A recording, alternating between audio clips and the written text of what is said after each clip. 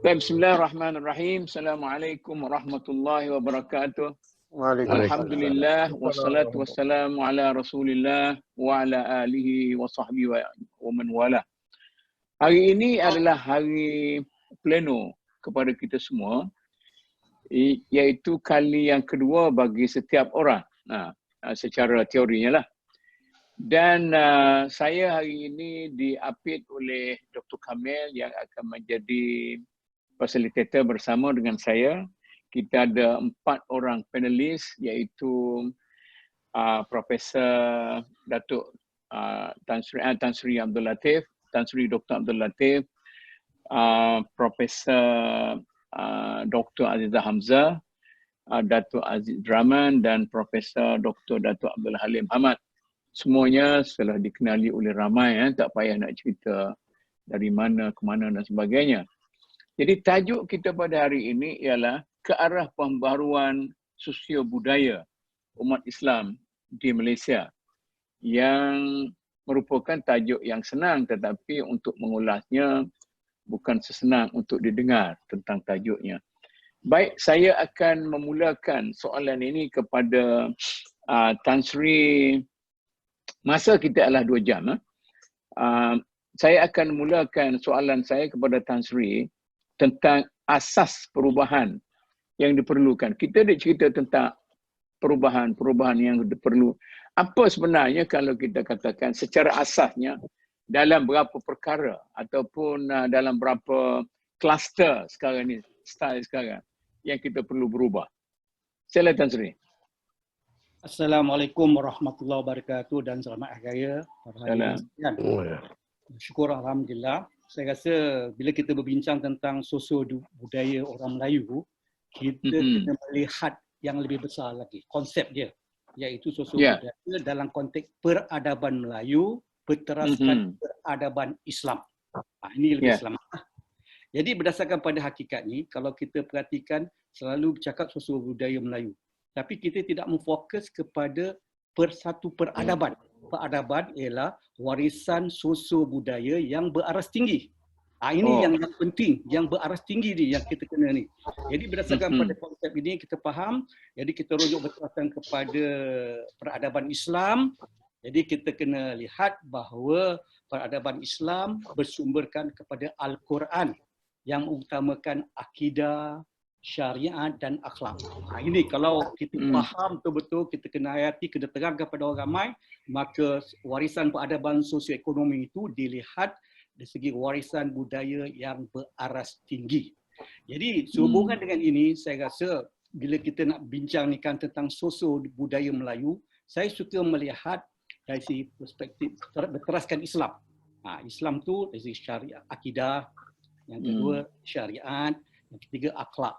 Inilah yang paling penting. Kalau kita tak memfokuskan ini, maka sosio budaya kita berteraskan liberalisme ala barat. Berdasarkan kepada nafsu, nafsi dan sebagainya, lebih kepada hiburan. Jadi kalau kita berdasarkan kepada akidah, syariat, akhlak, bersumberkan Al-Quran, alhamdulillah kita dapat satu warisan budaya Melayu, sosio budaya berteraskan Islam dijunjung, adat dan warisan dikendung yang beraras tinggi. Ini yang saya rasa konsep yang kita nak jelaskan. Jadi di sini kita akan melihat dari segi pelaksanaannya, realiti dalam masyarakat kita. Sudah tentu kita melihat yang positif, yang mengikut kacamata Islam dan berteraskan adat Melayu, dan kita tengok cabaran yang kita hadapi. Cabaran yang kita hadapi ini iaitu kita terpengaruh dengan fahaman liberalisme ala barat, tidak mengikut ajaran Islam, norma-norma Melayu ditinggalkan. Jadi wujudlah satu Malaysia yang mempunyai warisan budaya yang tak tentu harap, tidak mempunyai kekuatan jati diri. Ini yang dikatakan bila jati diri orang Melayu berdasarkan pada sosio budaya itu berteraskan Islam, maka dia mempunyai warisan budaya yang beraras tinggi untuk kejayaan. Ini prinsip yang awal yang buat saya rasa untuk kita faham. Jadi berdasarkan pada ini kita akan terangkan bagaimana pelaksanaan ini bukan mudah. Dia perlu sokongan daripada semua rakyat khususnya pada parti pemerintah. Lebih lagi dalam keadaan pemerintahan negara yang tak menentu, ini menimbulkan kacau belau sedikit. Jadi bila kita kata sosio budaya maju dan sebagainya, menghadapi cabaran yang agak serius. Lebih lagi dalam COVID-19 ini, saya rasa kita kena reflect balik. Tan Sri. Ya. Tan Sri cerita tu dari segi konsep. Dari segi amalan, saya nak tanya, orang kata ayam dulu ke telur dulu? Dari atas ke bawah atau dari bawah ke atas atau macam mana kita nak pelaksanaannya? Daripada atas ke bawah atau dari bawah ke atas? Pelaksanaan. Dari segi pelaksanaannya bagi saya lah, daripada bawah dulu. Dalam masa yang sama, atas pun sama. Bagi saya dua-dua ni sangat penting. Bagi saya tak kira telur ke, ayam ke dulu, yang penting dua-dua ni seimbang untuk memajukan dalam masyarakat Melayu kita. Yang pertama sekali dari segi bawahan, dari segi keluarga, ibu bapa mendidik anak kita dalam masyarakat, lepas tu dalam negara, dan negara pula kepimpinan pula mempunyai dasar yang tegas. Janganlah berlaku berubah-ubah, 5 tahun berubah dasarnya, sebagainya. Jadi ini mungkin mengancam atau menghadapi cabaran yang serius. Okey. Jelas, ini yang bagian permulaan. Jelas. Okey. Saya pick satu idea yang disebut oleh Tan Sri. Tan Sri kata kita perlu berasaskan kepada perubahan yang bersandarkan kepada Islam, akidahnya, syariatnya, akhlaknya, dan jangan terlalu cepat berubah dasar itu. Prof. Azizah, soal terlalu cepat perubahan dasar, sekali pantai berubah, sekali bertukar kerajaan, sekali berlaku perubahan dasar. Bagaimana yang Tan Sri cadangkan supaya kita mengelak daripada sentiasa berubah itu boleh dicadangkan? Silakan. Ya, Assalamualaikum. Yang dihormati semua. Sebenarnya tajuk kita hari ini agak berat ya, yang perlu pemikiran yang agak mendalam. Kerana saya mendapati tajuk seperti ini agak mencabar ya. Kalau mengikut apa yang Datuk cakapkan tadi ya, walaupun berlaku perubahan ya dari segi governance kerajaan dan sebagainya, tapi sistem pendidikan kita adalah sesuatu yang cukup mantap ya. Cuma pada masa sekarang ini saya rasa kita perlu merelevankan sistem pendidikan kita. Mungkin kita bagi input yang lebih bernilai keagamaan ya, seperti Datuk kata tadi, yang berprinsipkan, Tan Sri pun kata yang berprinsipkan Al-Quran, Al-Hadis.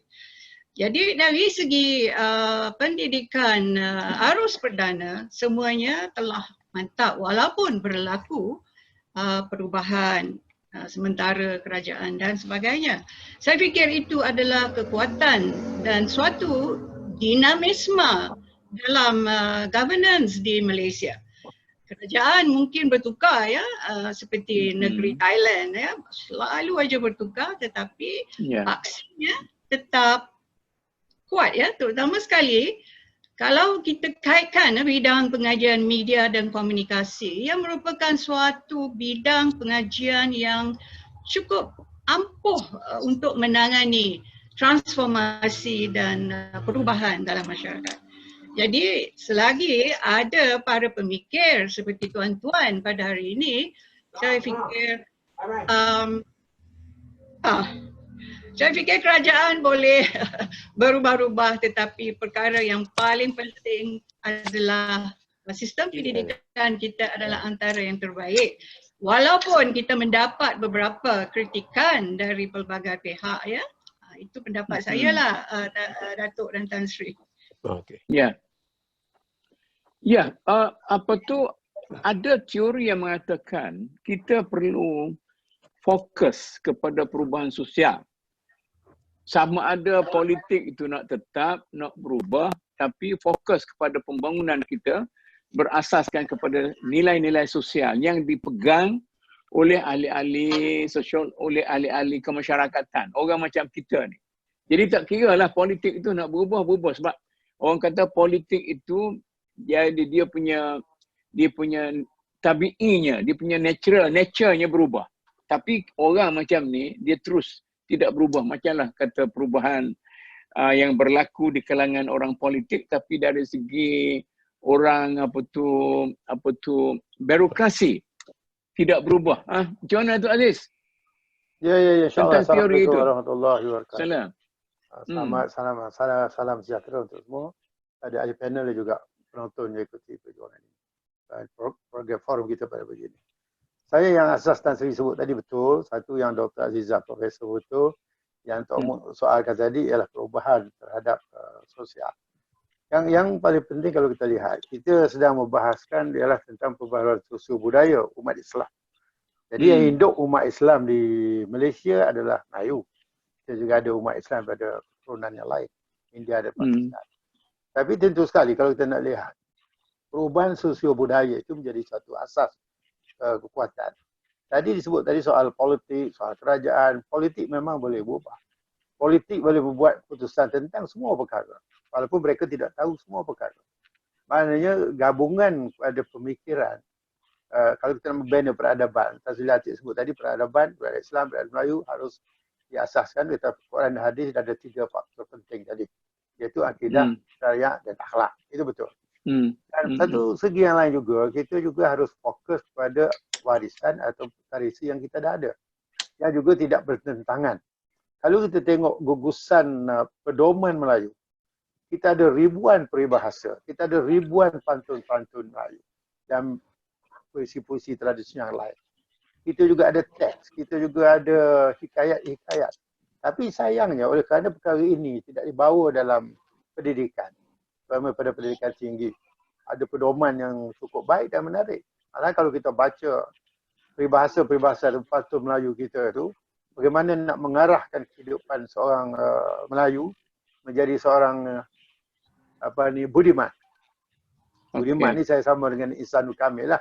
Tak seperti orang nama Kamil menjadi budiman kan, ataupun nak mengamalkan nilai yang mahmudah, tak mestinya orang nama Mahmud jadi nak amalkan nilai mahmudah itu.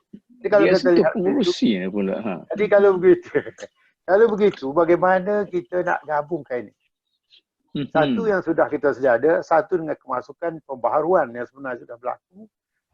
Katakanlah 500 tahun dulu apabila kedatangan Islam. Bagaimana sistem pemerintahan kita, bagaimana kesultanan kita, bagaimana nilai-nilai Islam itu masuk. Walaupun sedikit sebanyak masih ada keperluan untuk tetapi untuk kita saring. Datuk Aziz, kita nak landing sikit. Apa jadi dengan dasar kebudayaan kebangsaan 1970? Sebab baru dia dengar-dengar nak tukar kepada dasar kebudayaan negara pula. Masa pemerintahan PH baru ni memang ada pertemuan dibuat. Mereka panggil sekelompok, segolongan orang. Saya pun dijemput. Ada 2 kali atau 3 kali saya pergi. Ada juga seorang 2 yang berjawatan mufti pada datang. Kemudian kumpulan pakar. Kumpulan profesor-profesor, sarjana, adik. Memang ada rancangan itu. Tapi saya fikir oleh kerana kefahaman kita tidak meluas. Satu perkara yang ilmu sedikit begitu. Mesti ada sokongan daripada faham. Lalu kita melihat kebudayaan kebangsaan dari Global 71, terutama Allahyarham Tun Razak. Bila di EB diperkenalkan 71, segala macam perombakan dengan penggobalan dasar baru dibuat.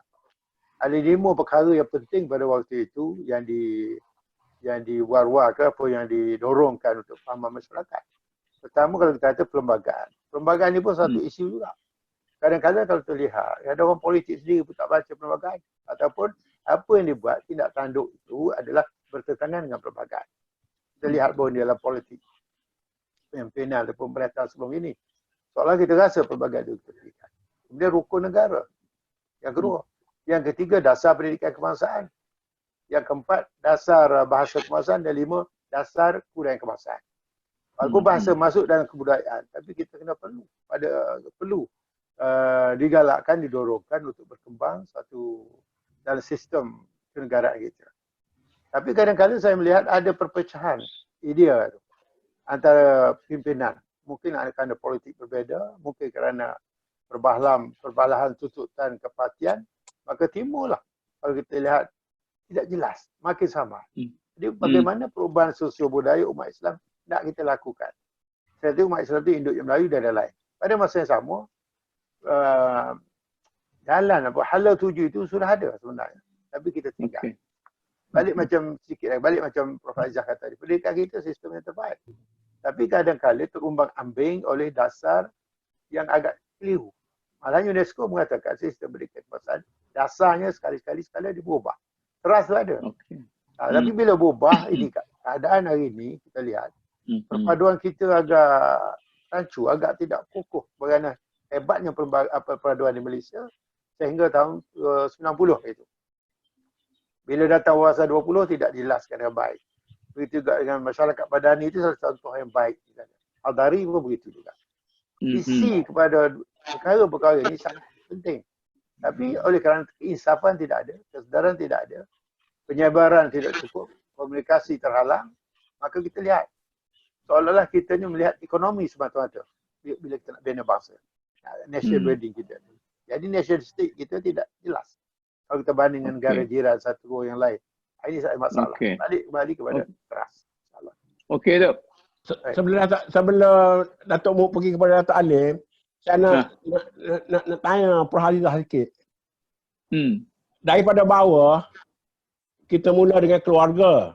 Ada tuduhan mengatakan anak-anak kita sekarang ni dididik oleh ibu-ibu terlampau manja. Terutama kepada anak-anak lelaki. Anak lelaki semua kerjaan sampai basuh pinggan mangkuk pun tak pandai. Basuh kasut daripada kecil pun tak pandai. Kerana anak perempuan tu memang diberi tugas kecil lagi. Lipat kain dan sebagainya. Adakah ini akan menyebabkan nanti rapuh kita punya pembinaan budaya kerana terlalu memanja-manjakan anak generasi sekarang. Mungkin generasi kita dulu lebih berdikari, tapi generasi sekarang ni nak naik bas pun tak pandai, nak basuh kasut pun tak pandai. Ada satu kes di Sarawak tu, nak makan udang pun mak dia kena koyak kulit, kena buang kulit tu.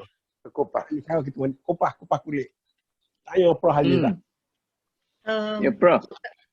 Ya, Dr. Kamil, soalan yang agak baiklah. Saya dididik melalui proses sosialisasi yang biasa anak-anak Melayu, ya. Dari kecil tentu sekali ibu yang memain peranan yang agak berat ya dalam memberi pengenalan kepada nilai-nilai seorang anak Melayu yang gendernya adalah gender wanita, gender lelaki, dan dibuai dan diperkuatkan seterusnya oleh sistem-sistem dalam hierarki kita di sekolah, hierarki kita di universiti selepas itu ya. Proses-proses ini dari segi pendekatan textbook saya rasa agak baguslah. Kalau berlaku ya kelemahan dalam proses sosialisasi tersebut, malang sekali lah kerana mendidik anak ya, kepandaian mendidik anak menjadi kemenjadian kanak-kanak dan sebagainya terletak sebahagian besarnya dalam isi rumah.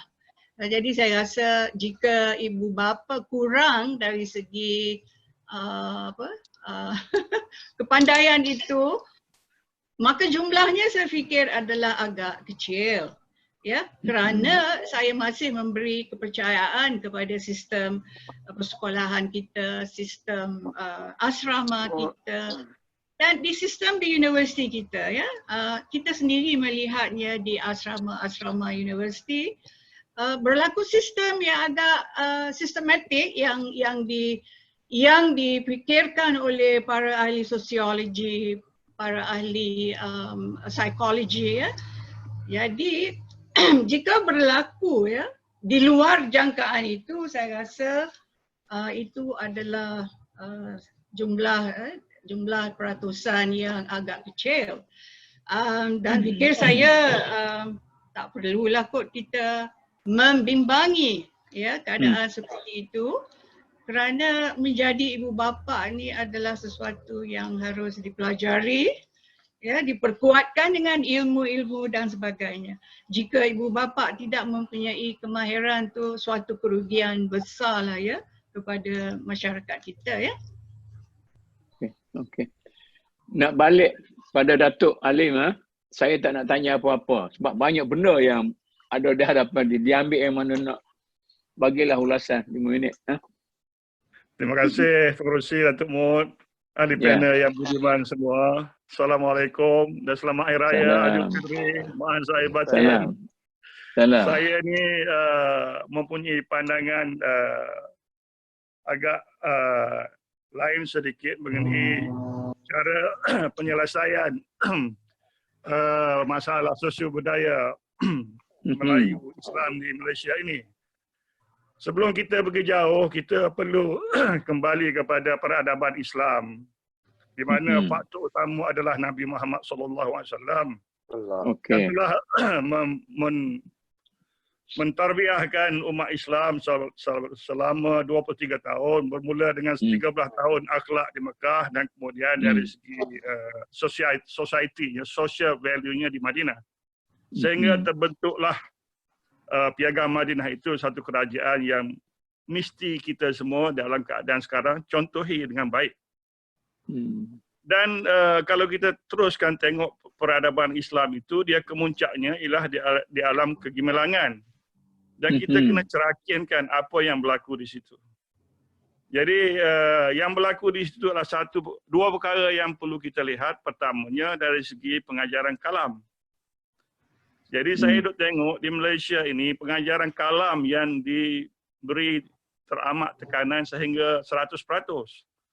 Tetapi kejayaan budaya madani dan masyarakat peradaban Islam itu berjaya setelah adanya ahli fikir, ahli filosof yang memikirkan tentang cara kehidupan yang lebih tinggi dan berwawasan, memberi jati diri yang tinggi. Jadi kita kena ingat juga kita punya tokoh-tokoh kebudayaan seperti Ibnu Arabi, Al-Ghazali, Ibnu Rashdi, Ibnu Khaldun, di mana dia membawa perubahan fikiran ke peringkat yang lebih tinggi, terutamanya Al-Ghazali, yang saya rasa dapat menggabungkan, memanjangkan ilmu kalam itu, ilmu syarahan itu kepada satu bentuk pemikiran, kepada individu yang faham ilmu kalam itu dan membentuk satu budaya peradaban baru. Dan itulah yang kita cuba terapkan di sini untuk menyelesaikan masalah yang kita ada. Dan perkara ini boleh dibuat dalam dua aspek seperti yang saya pernah kata. Satunya individu. Individu seperti kita semua ini yang mempunyai asas akidah Islam yang baik, dan juga mempunyai pendedahan ilmu filosof, ilmu pemikiran yang tinggi, patut mengutarakan atau menjuruskan idea ini ataupun benda ini kepada masyarakat kita yang ada sekarang ini. Kalau kita melihat, yang Datuk Halim cerita tu ialah konsep falsafah yang terlalu tinggi dan aidin. Tapi yang berlaku dalam masyarakat, Islam kata rajin. Masyarakat Melayu malas. Malas membaca, malas berfikir, duduk kedai kopi, minum satu cawan 2-3 jam, yang ada duit pula pergi ke hotel-hotel, di kafe-kafe di hotel. Itu yang berlaku dalam masyarakat kita. Kemudian Islam kata kena kuat, tapi masyarakat kita lemah. Jadi sekarang berlaku kesenjangan yang terlalu amat antara falsafah Islam, pemikiran Islam dengan amalan tamadun Islam dalam masyarakat Melayu. Macam mana kita nak dekatkan tu? Itulah sebelum saya menjurus ke arah itu, sebab sebelum kita mencari penyelesaian, kita mesti adakan penilaian mengenai gap analysis. Yang Dr. Kamil kata itu ada gap di antara yang sumur, yang terbaik. Kemudian kita tengok keadaan kita sekarang ni berapa jauh gap kita. Jadi apa yang patut kita lakukan untuk mengecilkan jurang gap itu, perbezaan yang terbaik dengan yang ada sekarang ini. Benda-benda yang Dr. Kamil sebutkan itu betul. Sikap peribadi mukmin ke dalam orang Islam kita di Malaysia ini agak jauh. Walaupun dikatakan warak, walaupun dikatakan ulama, walaupun dikatakan cendekiawan, masih lagi terdapat jurang yang lebih besar. Jadi di sinilah yang kita patut juruskan kita punya perbahasan pada hari ini supaya mencari beberapa benda yang patut. Contohnya, kekurangan di kalangan ahli-ahli kalam dalam aspek ilmu sains, ilmu astronomi, ilmu-ilmu perniagaan, ilmu-ilmu medicine, ilmu kedoktoran, pengobatan. Perkara-perkara ini patut segera dicerahkan dan dimasukkan semula ke dalam masyarakat. Kita boleh mulakan di peringkat masjid, di peringkat keibubapaan, di peringkat pensyarah, di peringkat pentadbiran. Sebab mereka-mereka ini semuanya orang Islam. Tapi Datuk, saya kata tahun 70-an, 80-an, kita punya wacana tu nampak hidup di universiti ke dalam masyarakat. Sekarang ni makin sunyi. Tidak ada lagi wacana intelektual. Di universiti pun mungkin ada kelas-kelas saja. Tapi secara besar-besaran, seperti kita kata debat ekonomi dulu. Saya nak... Okey, Datuk, silakan. Saya nampak pada awal 70-an kita ada tokoh-tokoh filosof kita, Syed Najib Al-Atas, Syed Hussein, dan juga beberapa Zakbar, Hamka terutamanya yang dipelopori di sini, Datuk Aziz kita peminat Hamka, saya sendiri pun. Jadi kita punya hero-hero ini sudah tidak diberi pendedahan kepada penuntut-penuntut Indonesia. Kesalahan kita juga mungkinlah. Jadi di sinilah benda-benda yang kita patut cari dan dedahkan kepada masyarakat kita, terutama di peringkat pelajar-pelajar, di peringkat sekolah, di peringkat universiti dan juga pra-universiti, dan seperti kita semua juga. Kita pun kena alert juga, orang-orang yang dewasa, yang profesor, yang seperti kita ini patut. Okey, Datuk.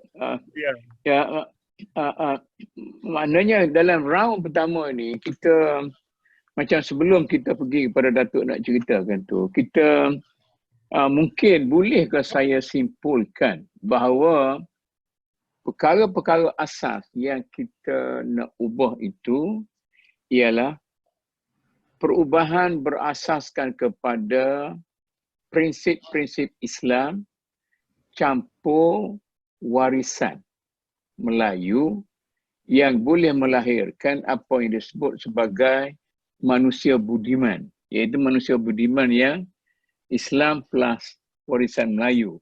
Maknanya ada sifat universal, sifat antarabangsa, sifat lokal dan sebagainya. Itu mungkin kesimpulan sementara yang saya boleh buatkan. Lepas ni kita cuba bincangkanlah sesiapa nanti saya buka lebih luas. Cuma kita pergi kepada perkara kedua.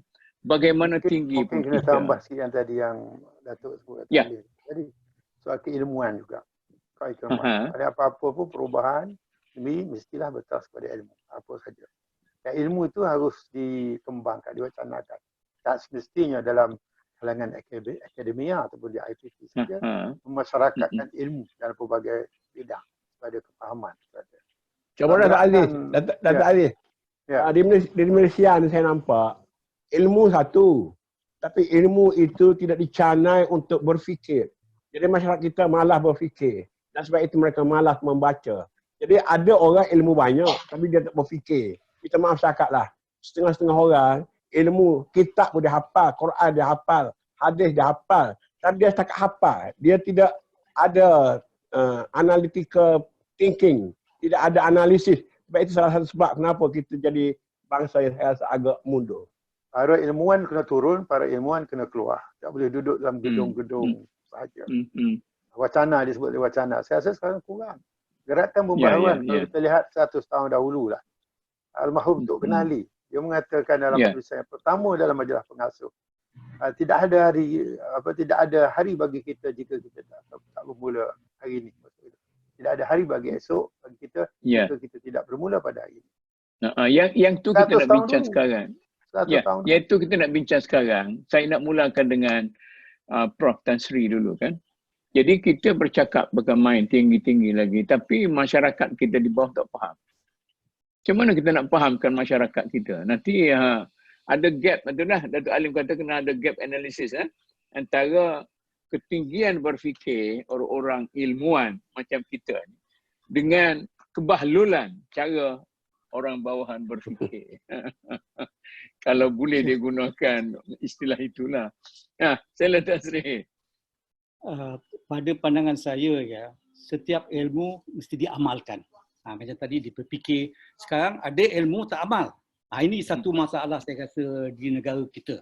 Kita bercakap-cakap lebih memikirkan masuk syurga, masuk neraka. Tapi amalan contoh tu tak ada. Ini yang saya rasa yang dikatakan kepimpinan melalui tauladan ini sangat lemah. Kalau dibandingkan generasi dulu, alhamdulillah, adalah saya tengok Datuk ni kita sekarang menghadapi bermacam-macam cabaran. Jadi kita banyak bercakap dalam media baru, bercakap, tapi amal tak ada. Jadi kalau orang tu ada ilmu dan amal, kena caci. Dalam contohlah. Jadi saya punya pandangan, dalam menghadapi cabaran sekarang, gagasan kita mesti ada satu gagasan, berdaya tinggi, berdasarkan pada Islam. Pemahaman itu yang penting, itu yang pertama.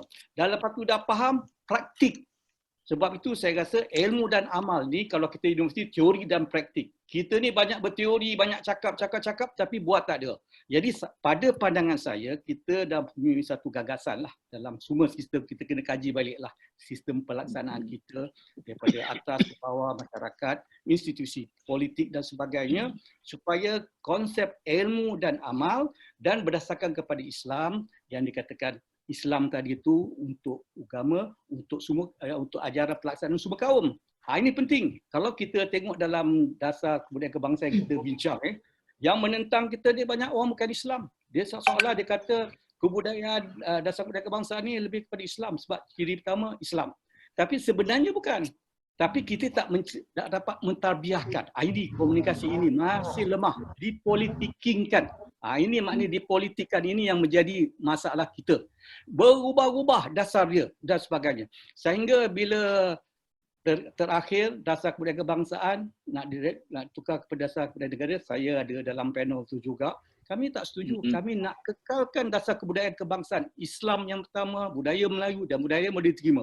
Padahal itulah ajaran Islam yang sebenarnya dan realiti perlembagaan. Ini dipersoalkan. Ini bagaimana kita nak ini. Bila orang politik tegur, kita berubah. Bila politik tegur, tak boleh. Jadi kita kena konsisten tahun 70, Islam sebagai panduan utama sebab sesuai dengan agama persekutuan. Yang kedua, Melayu sebab ini rantau Melayu, budaya Melayu. Yang ketiga, nilai-nilai budaya bangsa lain asing yang baik tak bercampur, kita terima. Ini saya rasa yang paling penting dalam syariat, dalam agama Islam sendiri menerangkan dalam Al-Quran hubungan hablu minallah dengan Allah. Satu. Hubungan sama manusia. Ini yang paling penting. Orang bukan Islam mungkin menganggapkan ini Islam punya hal.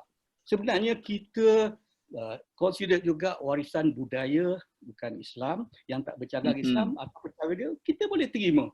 Misalnya dalam surah Al-Hujurat, Allah menjadikan manusia berbangsa-bangsa, bersuku-suku, hendaklah kita mengenali, menghormati antara satu dengan lain. Ini kita patut perluaskan. Kalau tak ada orang ingat Islam ini untuk orang Islam saja. Dan yang paling penting ketiga, hubungan kita dengan alam. Alam ni kita maknanya cinta alam sekitar sebagai teknologi apa yang kita buat ni lah. Jadi berdasar pemahaman ni bagi saya lah, sebab saya menceburi 70-an sehingga sekarang tak jelas.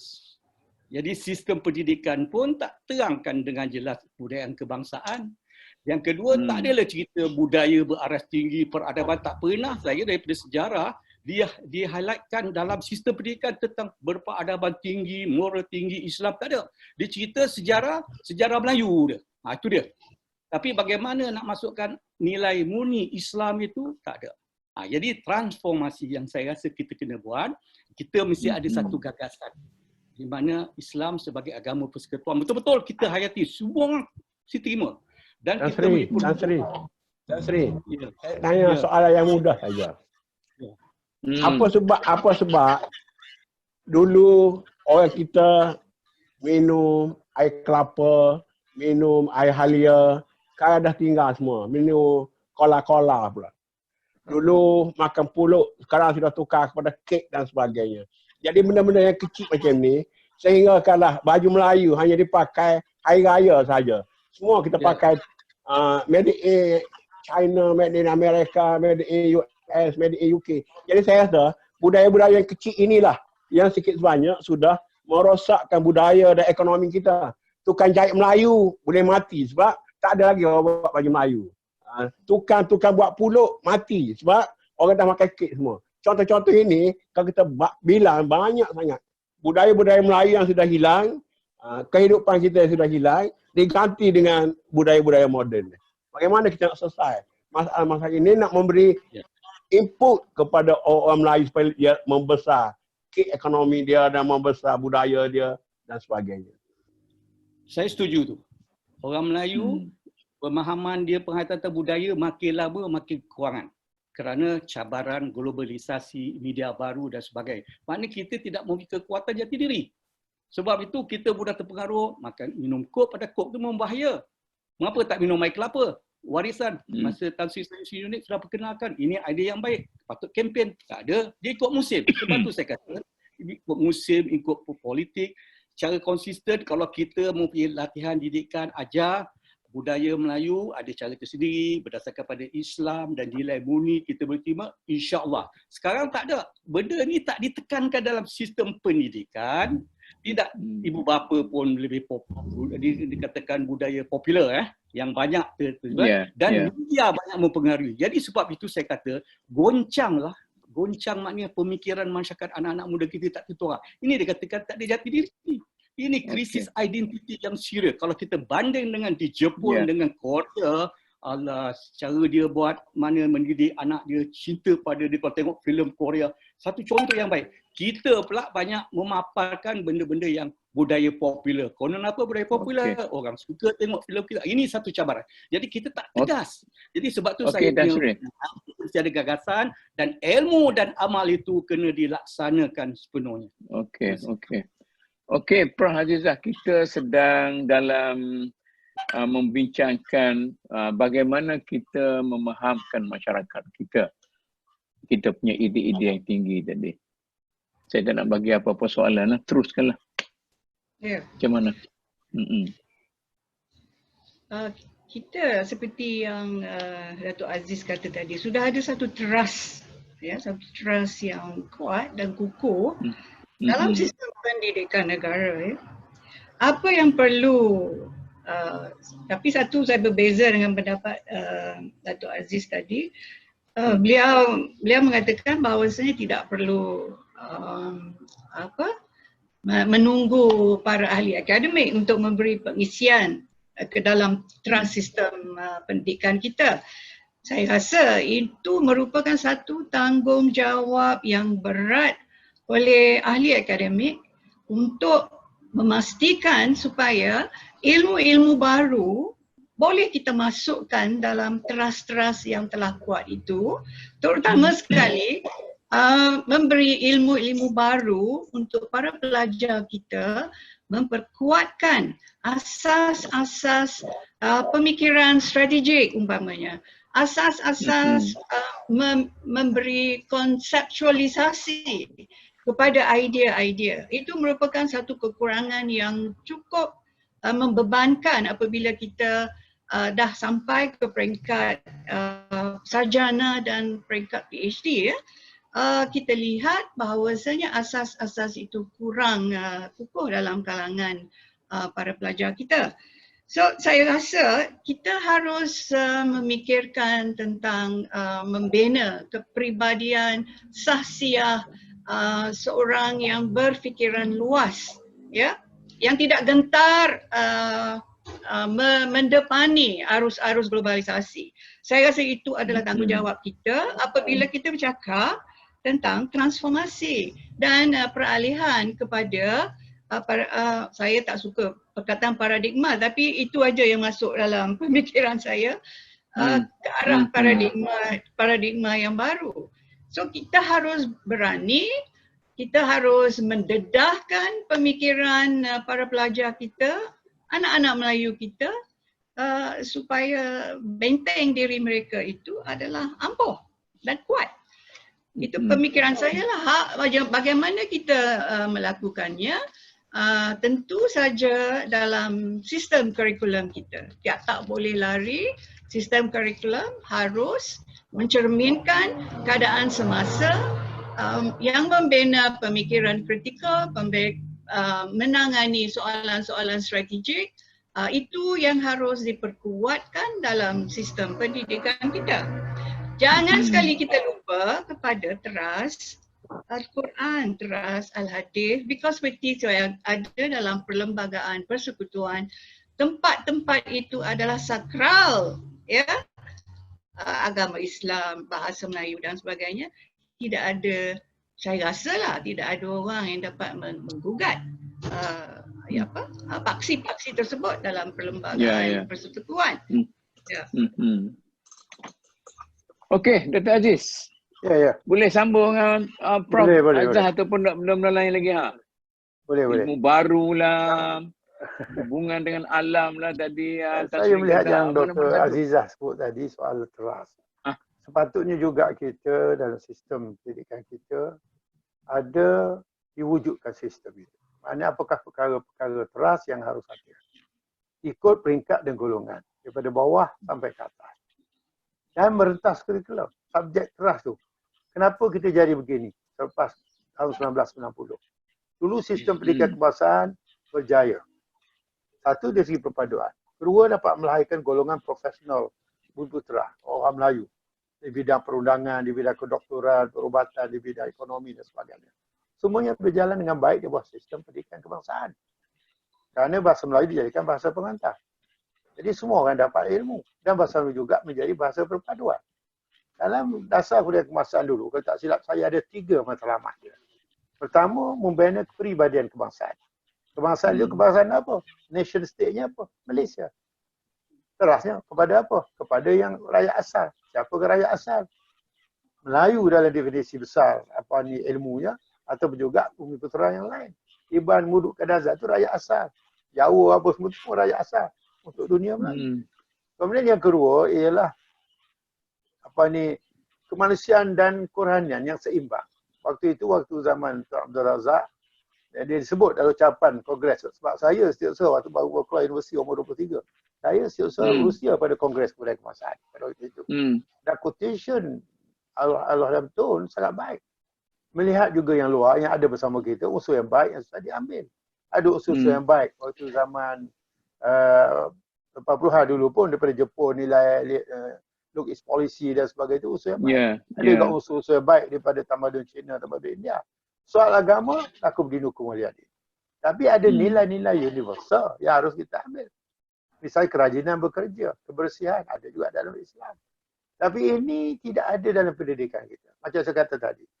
Contoh ribuan peribahasa, ribuan pantun. Saya kira anak muda sekarang, cuba bagi kita 10 pantun bahasa yang baik. Tak ada. Dan ada perkara-perkara begitu. Tadi kita sebut bahasa Ihsanul Kamil Bahasa Budiman, itu salah satu. Salah satunya budi, soalnya berbakti, berjasa, itu semua ada. Tapi terpisah. Begitu juga bukannya perkara baru dari segi ilmu yang Ustaz Silati sebut tadi. Apabila kedatangan Islam, tubuhnya pondok, tubuhnya pesantren, dilanggar di masjid, mengajar dan sebagainya. Mana ada, seluruhnya ada fokus pada ilmu. Walaupun masih terpisah. Aziz, yang jadi makan minum, rakyat Malaysia sekarang ni, drama-drama Melayu pada tiap-tiap pagi, tiap petang, tiap malam.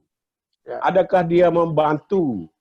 Sama juga lagu-lagu Melayu yang didengar di radio. Adakah dia membantu membina karakter bangsa kita?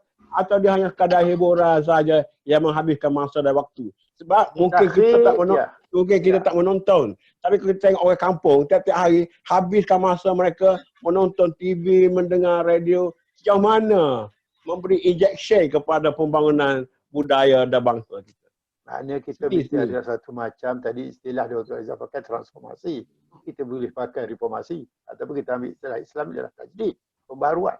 Maknanya sekarang ni, kalau kita banding sehingga tahun 90, Malaysia selepas 30 tahun, selepas 90, sekarang 2020, kita lihat perubahan-perubahan nilai, perubahan norma. Ada nilai-nilai yang baik sudah hilang. Nilai-nilai yang tak baik, yang mazmumah itu sudah diterima. Seperti seolah-olah nilai yang baik. Sebab kita lihat, kerana pengaruh mungkin dada apil koda, nenek pun dibunuh, adik-beradik pun dibunuh. Ini masalah kita ni, krusial. Adakah ini kerana salahnya sistem pendidikan ataupun konten, isi pada sistem pendidikan? Kalau begitu, seluruh kurikulum pendidikan lah dilihat semula. Zaman dulu apabila kerana gerakan rakyat itu kuat, nak lahirkan bahasa pun daripada rakyat, lahirkan industri kebangsaan pun daripada rakyat. Sekarang bungkam. Wacana-wacana tidak terjadi. Dulu datang daripada rakyat digubal menjadi dasar-dasar negara. Sekarang tidak. Ini masalahnya. Dulu cendekiawan keluar. Kita kenal nama-nama tertentu. Sekarang kita ada berapa ribu profesor, berapa ribu yang pegang PhD. Maaf. Tapi saya rasa tercapai mereka pun. Kalau seorang boleh menulis monograf 50 halaman je setahun, kita ada katalah 2,000 pemegang PhD. 100 orang boleh mengharikan 100 tajuk buku bagi ke dalam bahasa. Buku ilmu akan bertambah. Dalam pelbagai bidang. Sama ada untuk baca umum atau juga untuk bacaan akademik dan sebagainya. Patutnya buat begitu. Mana kita perlu ada satu, saya kata tadi, kalau kurikulum tu dirombak, buatlah satu kongres untuk orang cerdik ni, pandai melihat semula apakah teras yang kita nak ada yang wajib, apakah yang tambahan. Bahasa Melayu pastinya wajib. Yang ini bahasa perpaduan. Pada saya tidak ada bahasa yang lain boleh mengambil peranan tempat sebagai bahasa Melayu untuk perpaduan rakyat. Pergi ke Hulu Sarawak, pergi ke Hulu Sabah, walaupun Melayunya kolokvial, pergi ke mana pun bahasa Melayu lah. Kita tak boleh jalan kanti di situ. Bahasa lain kita pelajari. Wajib belajar bahasa Inggeris. Wajib kita belajar bahasa Arab, malah bahasa komunikasi dunia yang lain. Kita akan berniaga dengan Amerika Latin. Ajarlah bahasa Sepanyol. Misalnya itu ke Afrika, Inggeris dan juga Perancis. Mana kita tak semestinya dalam alam globalisasi ini kita melihat hanya bahasa Inggeris. Itu salah. Monolingual dah tak ada, belajar bahasa-bahasa yang lain. Supaya juga kita mendapat pengetahuan, mendapat cross-cultural kita ni, ilmu yang banyak. Kenapa Jepun dengan tidak Islam pun amalan mereka seperti umat Islam dengan bersihnya, dengan disiplinnya. Kenapa kita tak boleh jadi? Ini mana satu perubahan, perombakan mesti ada. Seruan ini bukan baru, dah lama. Saya kata Datuk kenali. Lepas itu ulama-ulama dahulu pun. Tapi mungkin waktu itu terpisah. Kerana sistem pendidikan belum ada sebagai rakyat yang membaca. Begitu. Jadi sekarang kita kena satu ilmu teras, yang kedua gerakan baru, kesedaran dan keinsafan bangsa Melayu terhadap kehidupan dunia. Ya. Okey, Datuk Alim. Teori melihat semula, tajdid, reform, transform. Macam mana ni? Terima kasih Datuk Mud. Saya lebih suka perkataan reform. Sebab benda tu dah ada, kita nak uncover benda-benda yang telah ada dalam peradaban Islam itu. Dan yang Dr. Kamil kata itu ialah satu perkara yang berlaku akibat daripada masyarakat Melayu yang tidak ada ilmu, rejection. Dipanggil sebagai rejection, tetapi ambil daripada benda-benda yang tidak baik. Sepatutnya masyarakat Islam, kita semua, tidak fear kepada agama-agama lain dan budaya-budaya lain. Kalau itulah cara kita untuk menguatkan jati diri kita. Kalau kita terlampau inside looking, Islam saja, dengan tidak melihat budaya-budaya lain, comparative religion atau comparative literature, ternyata kita punya diri akan jadi mudah diserang oleh benda-benda yang khayal. Benda-benda yang mudah. Sebab orang Melayu ni tendensi dia untuk buat perkara yang mudah. Dia tak mau fikir panjang-panjang, pening kepala lah, stomak lah kata orang Kelantan. Jadi macam-macam perkara ni, barrier minda ini yang perlu dipecahkan hanya dengan ilmu pengetahuan yang di mana akidah orang Islam tu sepatutnya terbuka. Kena ada kelestarian, environmental friendly dengan keadaan keliling dan juga masyarakat sekeliling, dan juga ada konsep sustainability. Manusia yang insanul kamil budiman itu dia menjadi khalifah, mentadbir alam. Adakah kita beri pelajaran kepada orang kita sekarang ni oleh di masjid ataupun di majlis-majlis ilmu agama membuka, manage the fear, takut nanti akidah kita terganggu ataupun tercela kerana takut dipengaruhi oleh unsur-unsur luaran, unsur-unsur environmental, unsur-unsur pengaruh budaya lain. Jadi ini yang asas pendidikan yang perlu kita ada sekarang. Banyak yang telah kita buat dahulu dari segi teknik dan spesifik. Yang dikatakan oleh saya reform itu dari segi minda, dari segi pemikiran, jati diri. Jadi saya rasa masalah ini tidak kita boleh letakkan kepada dasar-dasar kerajaan sangat. Saya pun yakin, saya pun berjuang untuk menjadikan universiti kebangsaan itu apa yang kita ingini. Tetapi dia tidak terjadi apa yang kita hendak. Itu disebabkan oleh beberapa kegagalan, mungkin orang-orang yang berpegang penjawatan pada masa itu terlampau memikirkan diri dia sendiri, tidak berjuang untuk membangunkan. Jadi kita tak boleh menyesal di atas apa yang berlaku. Cuma yang ada sekarang ini, apa yang ada sekarang pun, apa yang kita fikirkan, masalah yang terbesar adalah masyarakat di kampung. Saya amat setuju dengan Dr. Kamil punya analisa, simple but real. Dan ini yang kita kena turun ke bawah. Pertama-tama saya ingat orang yang paling mendekati masyarakat umum ialah ulama, masjid, imam masjid. Dan mereka-mereka ini pun patut kita beri kesedaran dari segi ilmu pemikiran, analytical. Pemikiran yang matang itu. Pemikiran orang budiman itu matang. Matang itu berarti boleh menerima pandangan orang lain, boleh menerima keadaan sekeliling, alam sekeliling, dan boleh melihat masa depan dengan cara yang lebih sustainability. Satu kesenambungan budaya, satu kesenambungan budi pekerti dan tingkah laku yang dicontohi oleh banyak para ilmuwan kita zaman dahulu sehingga sekarang pun. Tetapi ini yang kita perlu buat. Sebab saya tengok yang paling ketara sekali ialah tekanan dadah kepada orang-orang Melayu merupakan sebagai escapism. Dia takut. Bila dia belajar agama, dia jadi takut. Fear. Fear of unknown. Di situlah saya rasa macam Dr. Kamil kata dulu, orang Melayu ini suam-suam kuku aja belajar agama. Kita patut juga meletakkan tanggungjawab membangunkan masyarakat sosio budaya ini kepada para ulama dan ustazah, ustaz dan juga pemimpin masyarakat. Kita gagasan yang Datuk Aziz perlu juga memasuki mereka-mereka ini sebab mereka ini yang didengar oleh orang kampung. Sama ada dia ikuti ataupun create more fear within themselves. Jadi ini yang kita tak mau, fear. Jadi orang Islam itu ialah orang ahli budiman itu, insanul kamil itu adalah orang yang berjaya manage fear dalam diri dia untuk mendapat nilai-nilai pribadi mukmin yang mempunyai sifat-sifat yang terbaik di mana orang mengikut kita bukan sebab kita kata, tapi kerana pribadi dan keluhuran budi pekerti kita. Jadi ini yang kita nak bawa. Dan cara itu memang ada banyak cara, berbagai cara. Dan kita sudah dengar tiap-tiap panel kita memberi satu cadangan yang amat bagus, ampuh. Tetapi disebabkan oleh orang Melayu ini teramat tinggi nilai ilmunya, tapi daya pemikirannya tidak setinggi ilmunya, kita mula bercanggah. Orang Melayu sekarang di peringkat percanggahan. Sebab dia ingin membetulkan apa yang dia tahu, ilmu apa yang dia tahu. Tidak apa yang Nabi tahu. Tidak apa yang patutnya diketahui.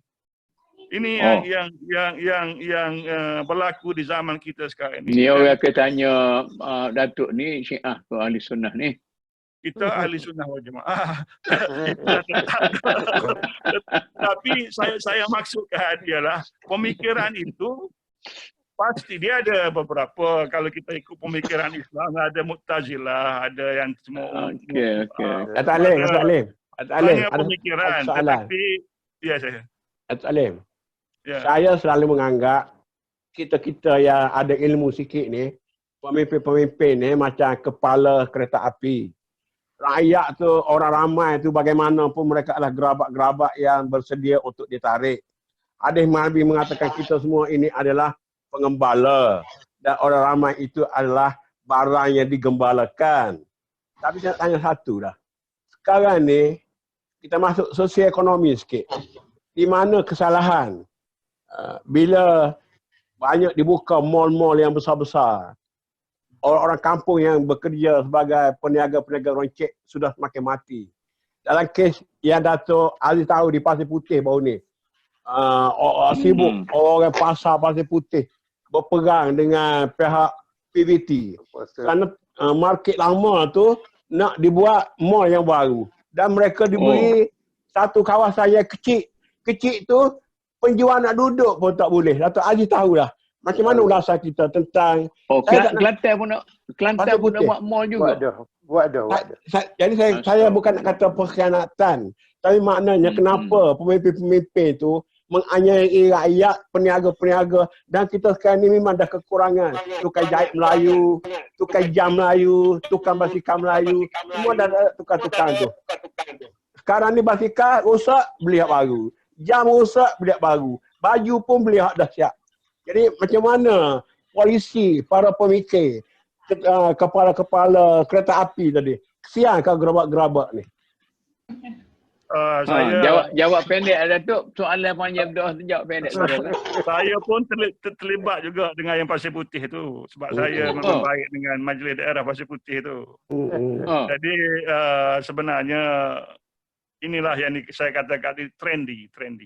Orang Islam itu mengikut trendy. Semua orang nak pasar raya, kita pun mau pasar raya. Jadi kita tidak mendalami pemikiran kental orang Melayu itu, perjuangan orang Melayu tidak berada di minda kita semasa kita membuat keputusan. Kita cuma memikirkan, itulah disebabkan fear factor saya tadilah. Jadi dalam aspek perniagaan bukan saja di Pasir Putih, bukan juga kerja-kerja kecil di mall ataupun kedai-kedai kecil. Orang-orang peniaga seperti saya dan juga orang-orang yang dalam peringkat small scale industry mengalami nasib yang sama. Ini disebabkan oleh keadaan pemikiran orang Islam itu, bila dia mau berjaya, dia kena tinggal Islam.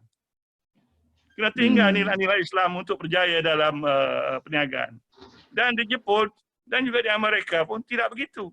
Orang-orang yang berjaya dalam perniagaan itu sifatnya lemah lembut dan respectful, budi pekerti, mulia, menghormati. Kita tengok di Jepun, big corporation, the owner of the conglomerate, lemah lembut sifatnya, humble. Jadi tapi di Malaysia ini, bila kita orang Melayu Islam ingin berjaya, saya tengok kawan-kawan saya juga lah, mereka meninggal Islam. Nilai-nilai Islam itu tidak di dalam tiap-tiap pemutusan di harian, tiap-tiap harian itu tidak fikir pasal Islam. Dia nak buat keputusan itu cuma untuk kaya. Sedangkan kita tahu yang kaya itu Allah, yang kita buat ini untuk kehidupan yang baik. Jadi bukan, kita tak boleh salahkan orang. Sebab antara kita orang Islam, peniaga-peniaga Islam, tidak ada ikhwah. Tidak ada. Kenapa kita beli jam di tempat lain? Kenapa tak beli pada orang-orang Melayu yang tukar jam? Kenapa kita nak robohkan pasar-pasar di Pasir Putih, nak letakkan mall? Kenapa kita nak tumbuhkan? Ini konsep-konsep yang kenapa ni, cuba tanya diri kita. Kenapa kita berada sedemikian rupa? Jadi self-analysis itu saya rasa perlu. Dan saya tengok Dr. Kamil ada unsur-unsur analisis itu, dan saya kira kalau perkara ini disedarkan kepada semua orang, InsyaAllah apa yang Datuk Aziz, Tan Sri nak buat gagasan itu mendapat sokongan. Sekarang ni gagasan ke, nak buat talk ke, nak buat convention ke, cendekiawan Melayu ke, tak ramai yang nak hadir sekarang ni. Sebab kita membincangkan terlampau retorik, tidak menyentuhi suasana alam. Peradaban alam ini menghubungi manusia dengan agama akidah yang kuat, dengan budi pekerti yang baik, dengan alam sekeliling, environmental kelestarian dan juga sustainability. Hala tuju yang tegas, yang nyata. Kalaulah kita punya hala tuju tidak jelas, inilah yang jadi. Masing-masing gerabak putus ada Dr. Kamil. Tertinggal di belakang. Bila masuk kawasan Kuala Kerai, Gua Multan, tertinggal setengah gerabak. Sebab laju sangat ataupun signal tak diberi masa nak tukar gerabak. Terima kasih, Datuk. Agak orang Kelantan dengar lah. Kita dalam 1 jam ni, kita masih ada 1 jam lagi. Saya nak mula dengan Prof. Azizah dulu, kemudian balik kepada Tan Sri. bolehkah kita senaraikan apa yang sebenarnya hasil yang kita harapkan daripada usaha perubahan ini supaya mudah orang yang terutama sekali grup-grup kita yang nak melaksanakan kerja-kerja ni kita nampak apa yang sepatutnya kita nak jadikan target, apa yang kita perlu capai. Puan Halizah, boleh Puan Halizah mulakan, kemudian Tan Sri baru kita pergi Tan Sri, lepas tu pergi kepada Datuk Halim, lepas pergi kepada Datuk Aziz, biar Datuk Aziz simpulkan. Silakan. Datuk, pada pandangan saya lah ya, kita mempunyai satu tanggungjawab untuk merelevankan pengajian, sistem kurikulum, sistem pendidikan kita harus relevan dengan lokal yang kita kata kita bina sekian lama, tapi kita perlu juga akui bahawasanya kita perlu memadankannya, merelevankannya dengan apa yang berlaku di luar sana supaya kita tidak menjadi orang yang ketinggalan. Saya tak gemar menggunakan arus pemodenan sebab istilah itu saya rasa kurang tepat. Tapi sekurang-kurangnya orang-orang Melayu Islam tidak terkeluar dari arus global. Kita menjadi orang-orang yang sanggup dan boleh menunjukkan keyakinan diri, kebolehan, daya pemikiran dan sebagainya. Dan itu hanya boleh kita lakukan dengan memperkuatkan asas-asas dalam paling simple pada saya, kurikulum kita. Daripada peringkat rendah hinggalah ke peringkat universiti. Dan sama ada, ialah saya dengar Datuk Aim tadi bercakap tentang ialah nilai-nilai Islam dan sebagainya. Saya rasa satu pengisian yang paling penting juga adalah ilmu, sains dan teknologi. Ya.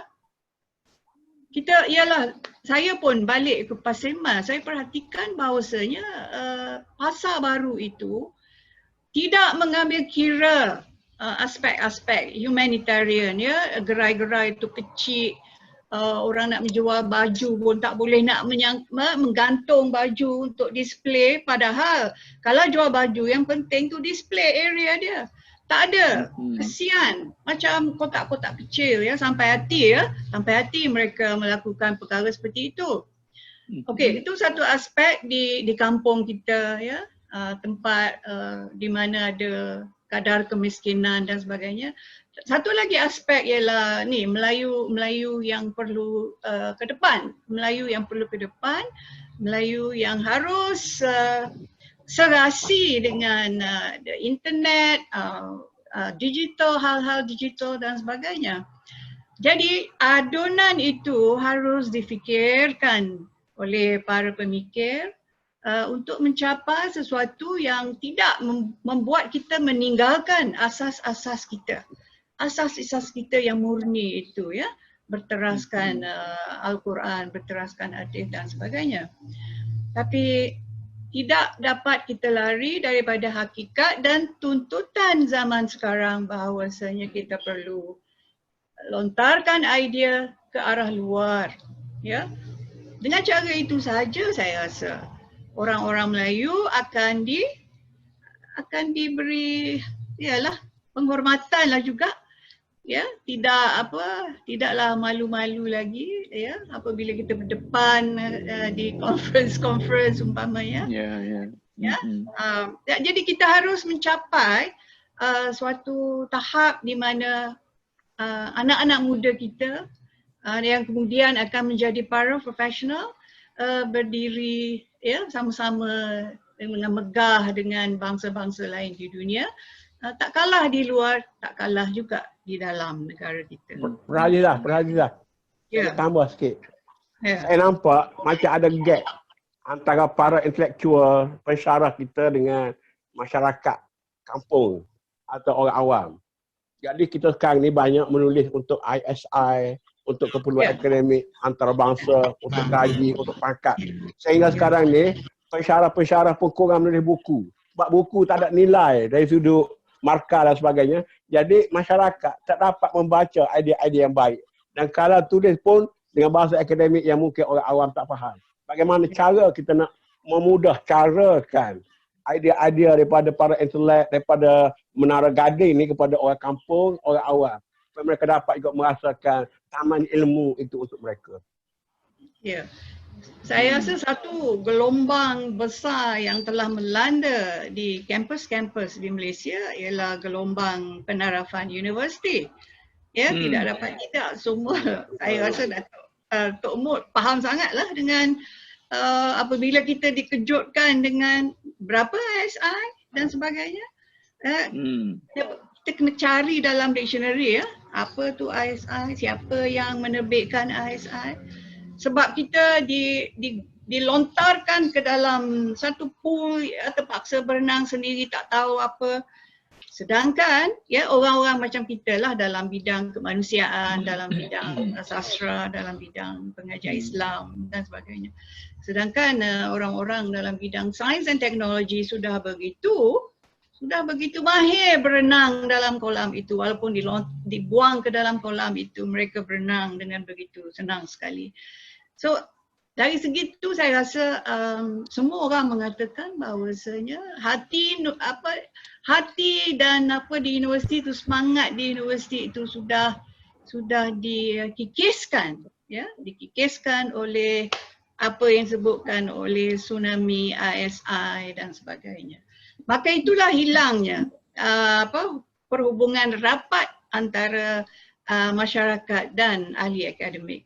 Kerana ahli akademik ya tiba-tiba ya diberi kata putus, tidak ada ISI, tidak ada Scopus, maka yalah kontrak dan sebagainya tidak dapat ditawarkan. Itu menjadi sesuatu yang telah mengubah ya wajah universiti dan saya rasa Universiti Malaya adalah antara universiti yang menerima impak yang cukup besar apabila penarafan tersebut dipaksa relakan di atas kami semua. Jadi harapan saya apabila demam ISI, demam ranking ni agak reda, kerana UM sentiasa naik ya dari segi penarafan. So agaknya pihak-pihak tertentu tu sudah rasa lapang dada ya.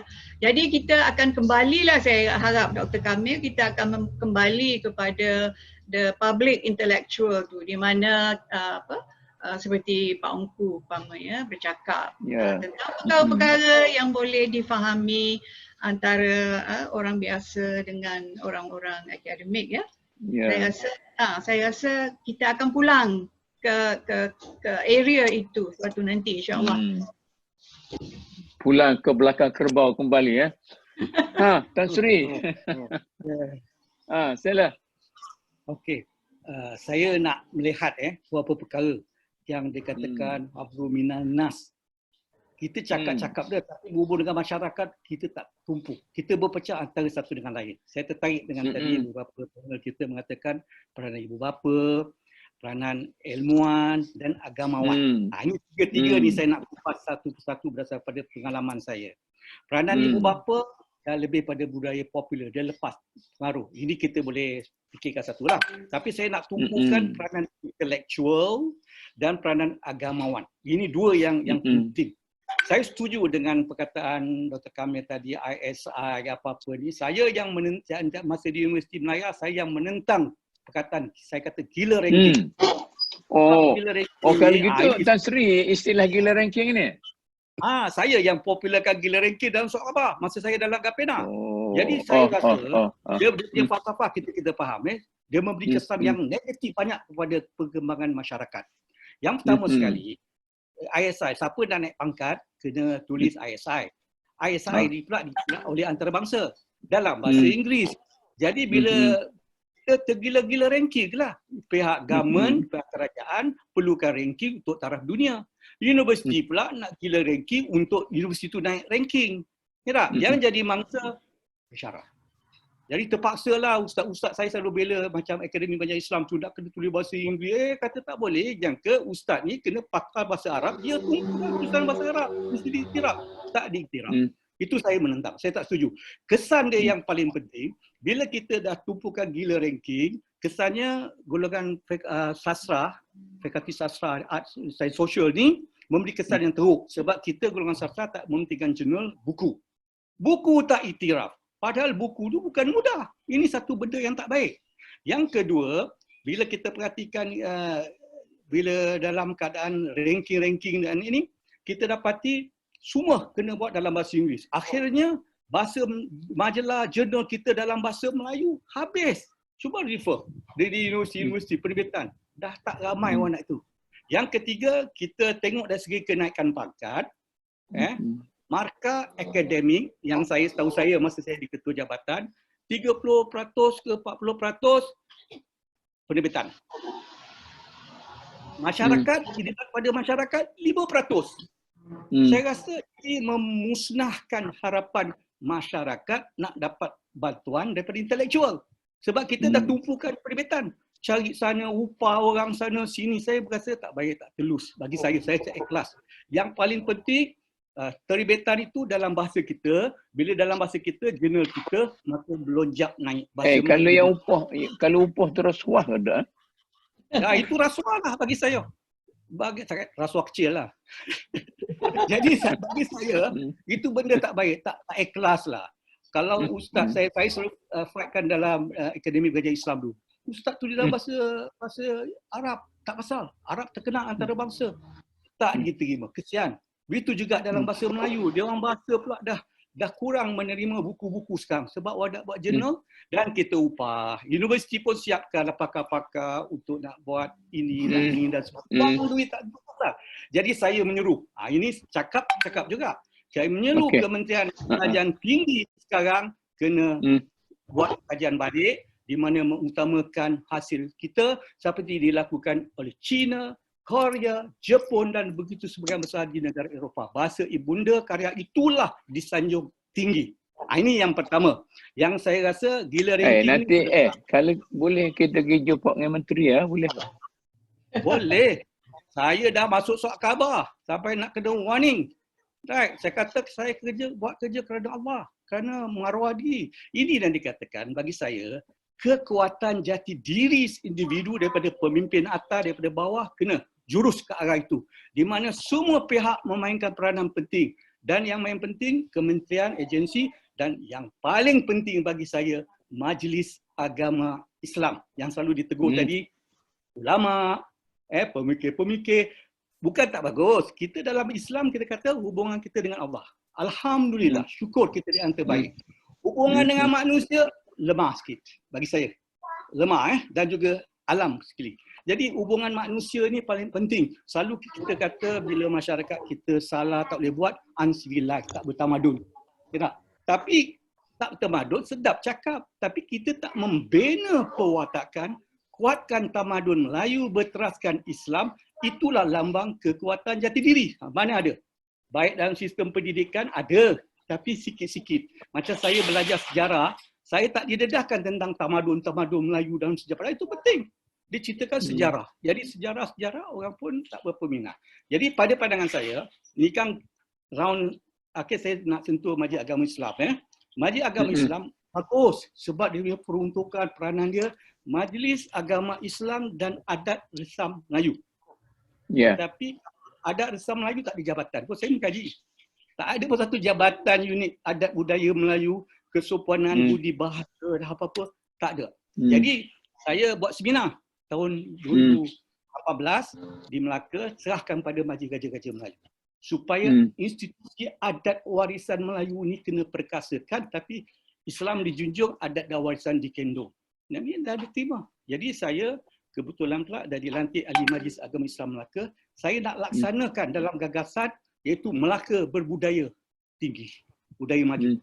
Ini penting sebab yang dikatakan peradaban yang tinggi, kita kena tunjukkan peradaban kita ni seolah-olah malu nak katakan peradaban jati diri kita. Kita lebih bangga menceritakan moden, apa dan sebagainya. Ini tak boleh sembunyi. Kelemahan semua panel kata kelemahan kita, jati diri kita yang kita sebut tadi. Misalnya bahasa Melayu. Datuk Aziz beria-ria pasal bahasa Melayu perdebitan. Saya ahli lembaga 20 tahun ada, tetapi bila kita cakap pihak satu, pihak swasta ke, ada beberapa kerajaan tak laksanakan. Ini cabaran, tak ada jati diri. Yang dikatakan tak ada kekuatan jati diri. Dan yang kedua, kita tengok institusi masyarakat. Institusi masyarakat pun dia tengok bangsa. Kalau Cina, bahasa lain. India macam tu. Tak ada melihatkan Malaysia ni bahasa Melayu, bahasa kebangsaan. Hak bersama. Ini kita kena tarbiah. Masih lagi kita dah merdeka, masih lagi lemah. Dan seterusnya, generasi muda lebih terselesa dengan budaya popular dalam televisyen, dalam drama. Kalau tuan-tuan tengok, cuba tengok. Jadi kita pun dah boring dengar membuat suatu benda yang tak baik. Kerana apa? Itu budaya popular. Orang minat sekarang. Kita nak laku, kita kena buat. Itu dah rosak. Itu bukan ajaran Islam. Ini kita kena tegas Kementerian Penerangan. Jadi yang paling penting, kita kena buat sesuatu yang dibuat oleh negara lain. Saya tertarik dengan Korea dan Jepun. Filem Korea kalau tuan-tuan tengok mempunyai kekuatan jati diri. Itu juga kalau di Arab ada misalnya beberapa negeri saya tengok kekuatan jati diri, semangat. Jadi inilah yang kita patut ada satu gagasan. Sebab tu saya kata politik ni kadang-kadang 5 tahun perintah 4 tahun bubar dasar.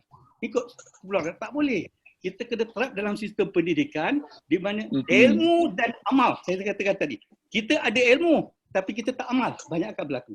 Sebab tu saya punya pandangan lah yang kita patut main peranan kerajaan. Dan misalnya Majlis Agama tadi kena perluaskan lagi. Bukan aspek agama, hal kemasyarakatan. Hablum minal nas. Yang tadi tu masyarakat gotong royong, bersatu padu, perpaduan, ilmu, amal, bersopan santun, budi bahasa. Dan ilmu tu ada bukan saja baca hafal-hafal. Tapi dipraktikkan. Buat gotong royong, masjid dan masjid patut diimarahkan. Masjid sangat penting. Kita asyik serahkan kepada kerana nak ada joget-joget, kita pergi dekat Barai Belia, sana sebagainya. Tapi kalau ada masjid penuh kesopanan, ikut nilai-nilai, ada hiburan, boleh baca puisi saja, tapi kesopanan. Jadi kalau kita latihkan anak-anak kita macam ni, insya-Allah boleh. Tapi kita nak layankan perasaan diorang, benda budaya popular, ini pun menjadi masalah. Jadi pada pandangan saya, yang cara ibu bapa tadi, institusi ibu bapa kena perkuatkan, dan masyarakat tadi main peranan, dan yang paling penting kerajaan. Ini pegawai-pegawai kerajaan. Saya tengok saya meluat. Duduk sekejap ke, Assalamualaikum, selamat pagi. Lepas tu bahasa Inggeris saja.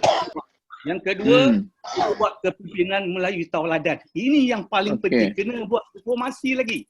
Dan yang paling penting kerajaan lebih bahasa.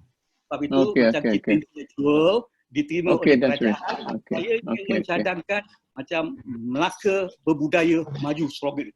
Kami Islam yang peranan bersama-sama dengan institusi lain, saya rasa insya-Allah kita akan menjadi negara yang bertamadun, beraras tinggi, mempunyai kekuatan jati. Ini kekuatan jati diri yang longgar ni.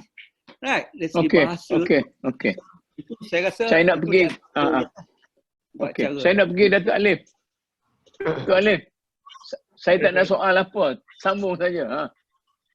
Apakah benda-benda yang kita target untuk nak capai dalam kita punya usaha ini? Terima kasih Datuk Muhammad. Saya masih lagi melihat perkara yang paling penting adalah reformasi diri sendiri. Individual Islam itu perlu ditingkatkan dia punya akidah dan dia punya perangai dan budi pekerti untuk mencapai target kita budiman, insanul kamil. Ini perjuangan reformasi setiap insan. Ini yang perlu diterapkan dan diminta supaya individu itu mempunyai satu hasrat, satu tujuan hidup untuk membaiki diri mereka sendiri. Jika ada kesedaran ini, maka dialah mencari para ilmuwan, pergi cari masjid, pergi cari orang-orang yang mengetahui hubung kait seperti yang dikatakan pada hari ini. Jadi ini saya lebih kepada memberi ilmu dan amal ataupun budi pekerti, hubungan dengan environment dan juga hala tuju yang sustainability dalam masyarakat, dan ada hubungan dengan bangsa luar, bangsa asing, tidak fear, tidak takut sebab diri kita Islam, sebab kita adalah orang panggil amanah Allah kepada kita untuk membaiki dunia ini untuk menuju kepada akhirat. Jadi diri itu yang perlu diterapkan dengan ilmu dan amal. Jadi di sini kita lihat memanglah tempat pertama ialah institusi keluarga untuk memberi satu konsep hidup yang betul kepada anak-anak Islam, budak-budak Islam semasa di bawah jagaan ibu bapa dan juga semestinya di sekolah. Tapi cabaran-cabaran itu kita mesti ingat sebagai cabaran yang perlu kita hadapi sebagai individu, sebab individu juga sebagai seorang ibu bapa, seorang ayah, seorang ibu kepada anak-anak. Jadi kita selalunya melepaskan tanggungjawab ibu bapa itu kepada guru. Guru pula mempunyai masalah tekanan institusi masing-masing. Jadi inilah yang perlu dahulu pak saudara memain peranan untuk menolong ayah dalam membimbing anak-anak. Guru-guru Quran membawa akhlak yang baik kepada anak-anak. Di masjid membawa akhlak kepada anak-anak dan memberi satu jati diri dan hala tuju kepada budak-budak di kampung. Sebab masa kita dulu lah contohnya. Mak bapak kita kata, you pergi belajar ke sekolah sebab nak dunia. Pergilah. Bukan pergi sekolah itu untuk membina jati diri yang betul. Jadi konsep ini, sekarang ini ibu bapa bila hantar anak ke sekolah, dia serah kepada cikgu. Jadi sikap ibu bapa itu perlu diubah supaya dirinya dahulu diperbaiki. Juga pegawai kerajaan dan ahli politician dan juga mereka-mereka yang di dalam penyiaran, kalau dia mempunyai satu wawasan hidup, jati diri, etos bangsa Melayu itu, tentunya dia mencari ilmu untuk membaiki dirinya dan orang-orang di bawah tanggungjawab mereka. Jadi saya minta Datuk Alim tambah sikit. Datuk Alim. Ya. Saya rasa masalah ibu-ibu bapa di sekarang ni, mereka tidak ada parenting skill. Sebab mereka belajar cara nak kahwin tu, belum kahwin tu. Lepas tu anak ni, saya punya pengalaman, anak pertama, anak kedua sampai anak ke-6, ke-7, ilmu tu kena bertambah. Dan bila anak semakin remaja, bertambah ilmu. Sekarang ni ibu bapa tidak ada ilmu keibu-bapaan. Jadi itu salah satu sebab bagaimana nak masukkan kurikulum kepada ibu bapa, ilmu keibu-bapaan itu. Ini kita serahkan kepada orang masjid patutnya. Dalam karya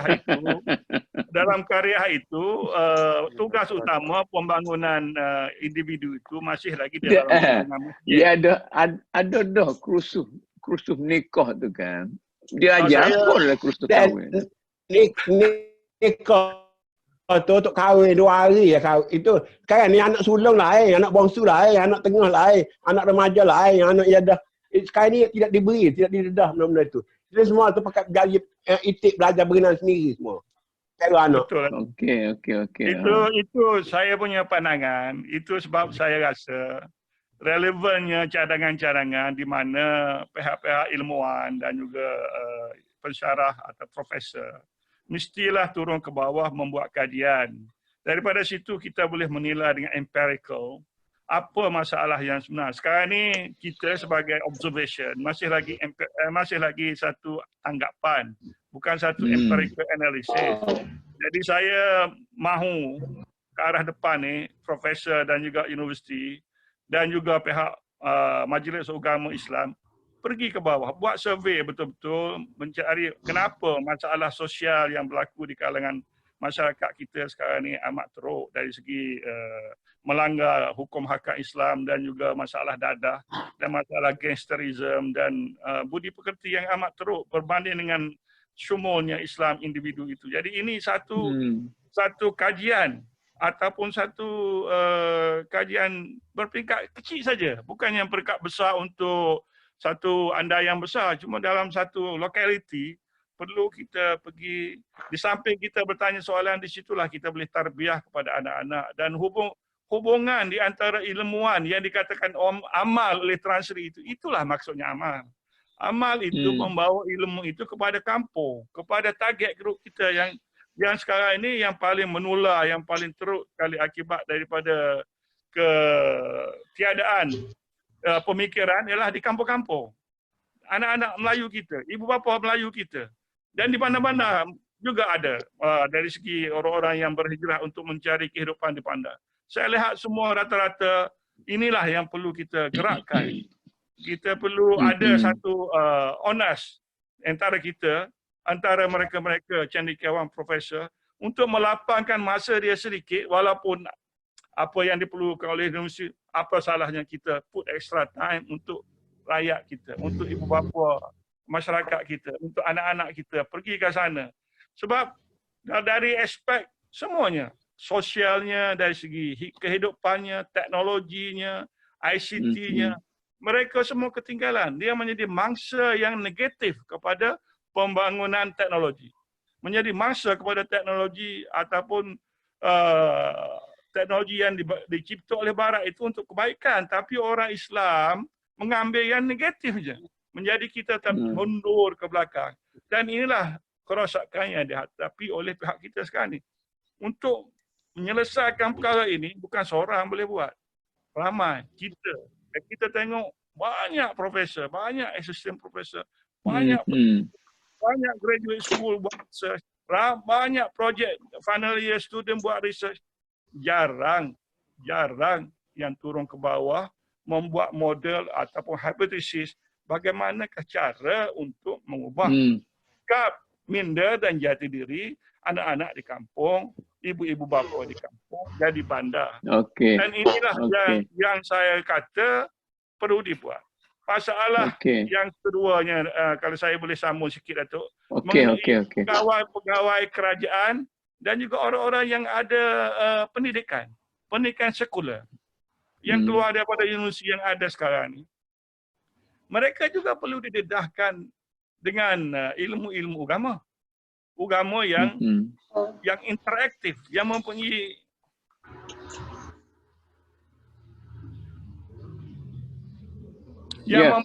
daya fikir yang tinggi. Tinggi itu bukan maksudnya tinggi ke langit. Maksud tinggi itulah broadness-nya, mencangkupi, mendakapi mereka-mereka di sekeliling kita dan faktor-faktor alam di sekeliling kita. Itu yang dimaksudkan ilmu yang tinggi, pemikiran yang tinggi. Maknanya, sebab kita lihat sekarang ini Datuk Mut, rata-rata di Malaysia, mereka ini adalah amat individualistik, termasuk kita sendiri pun individualistik. Maka di manakah hubungan kita dari segi kesahabatan, persahabatan, ukhuwah yang ditanjurkan oleh Islam itu? Bukan saja kita yang nak baik, tetapi sahabat-sahabat kita yang mempunyai ilmu dan juga mengenai peringkat yang macam itu. Perlu juga kita bersahabat untuk mendapat.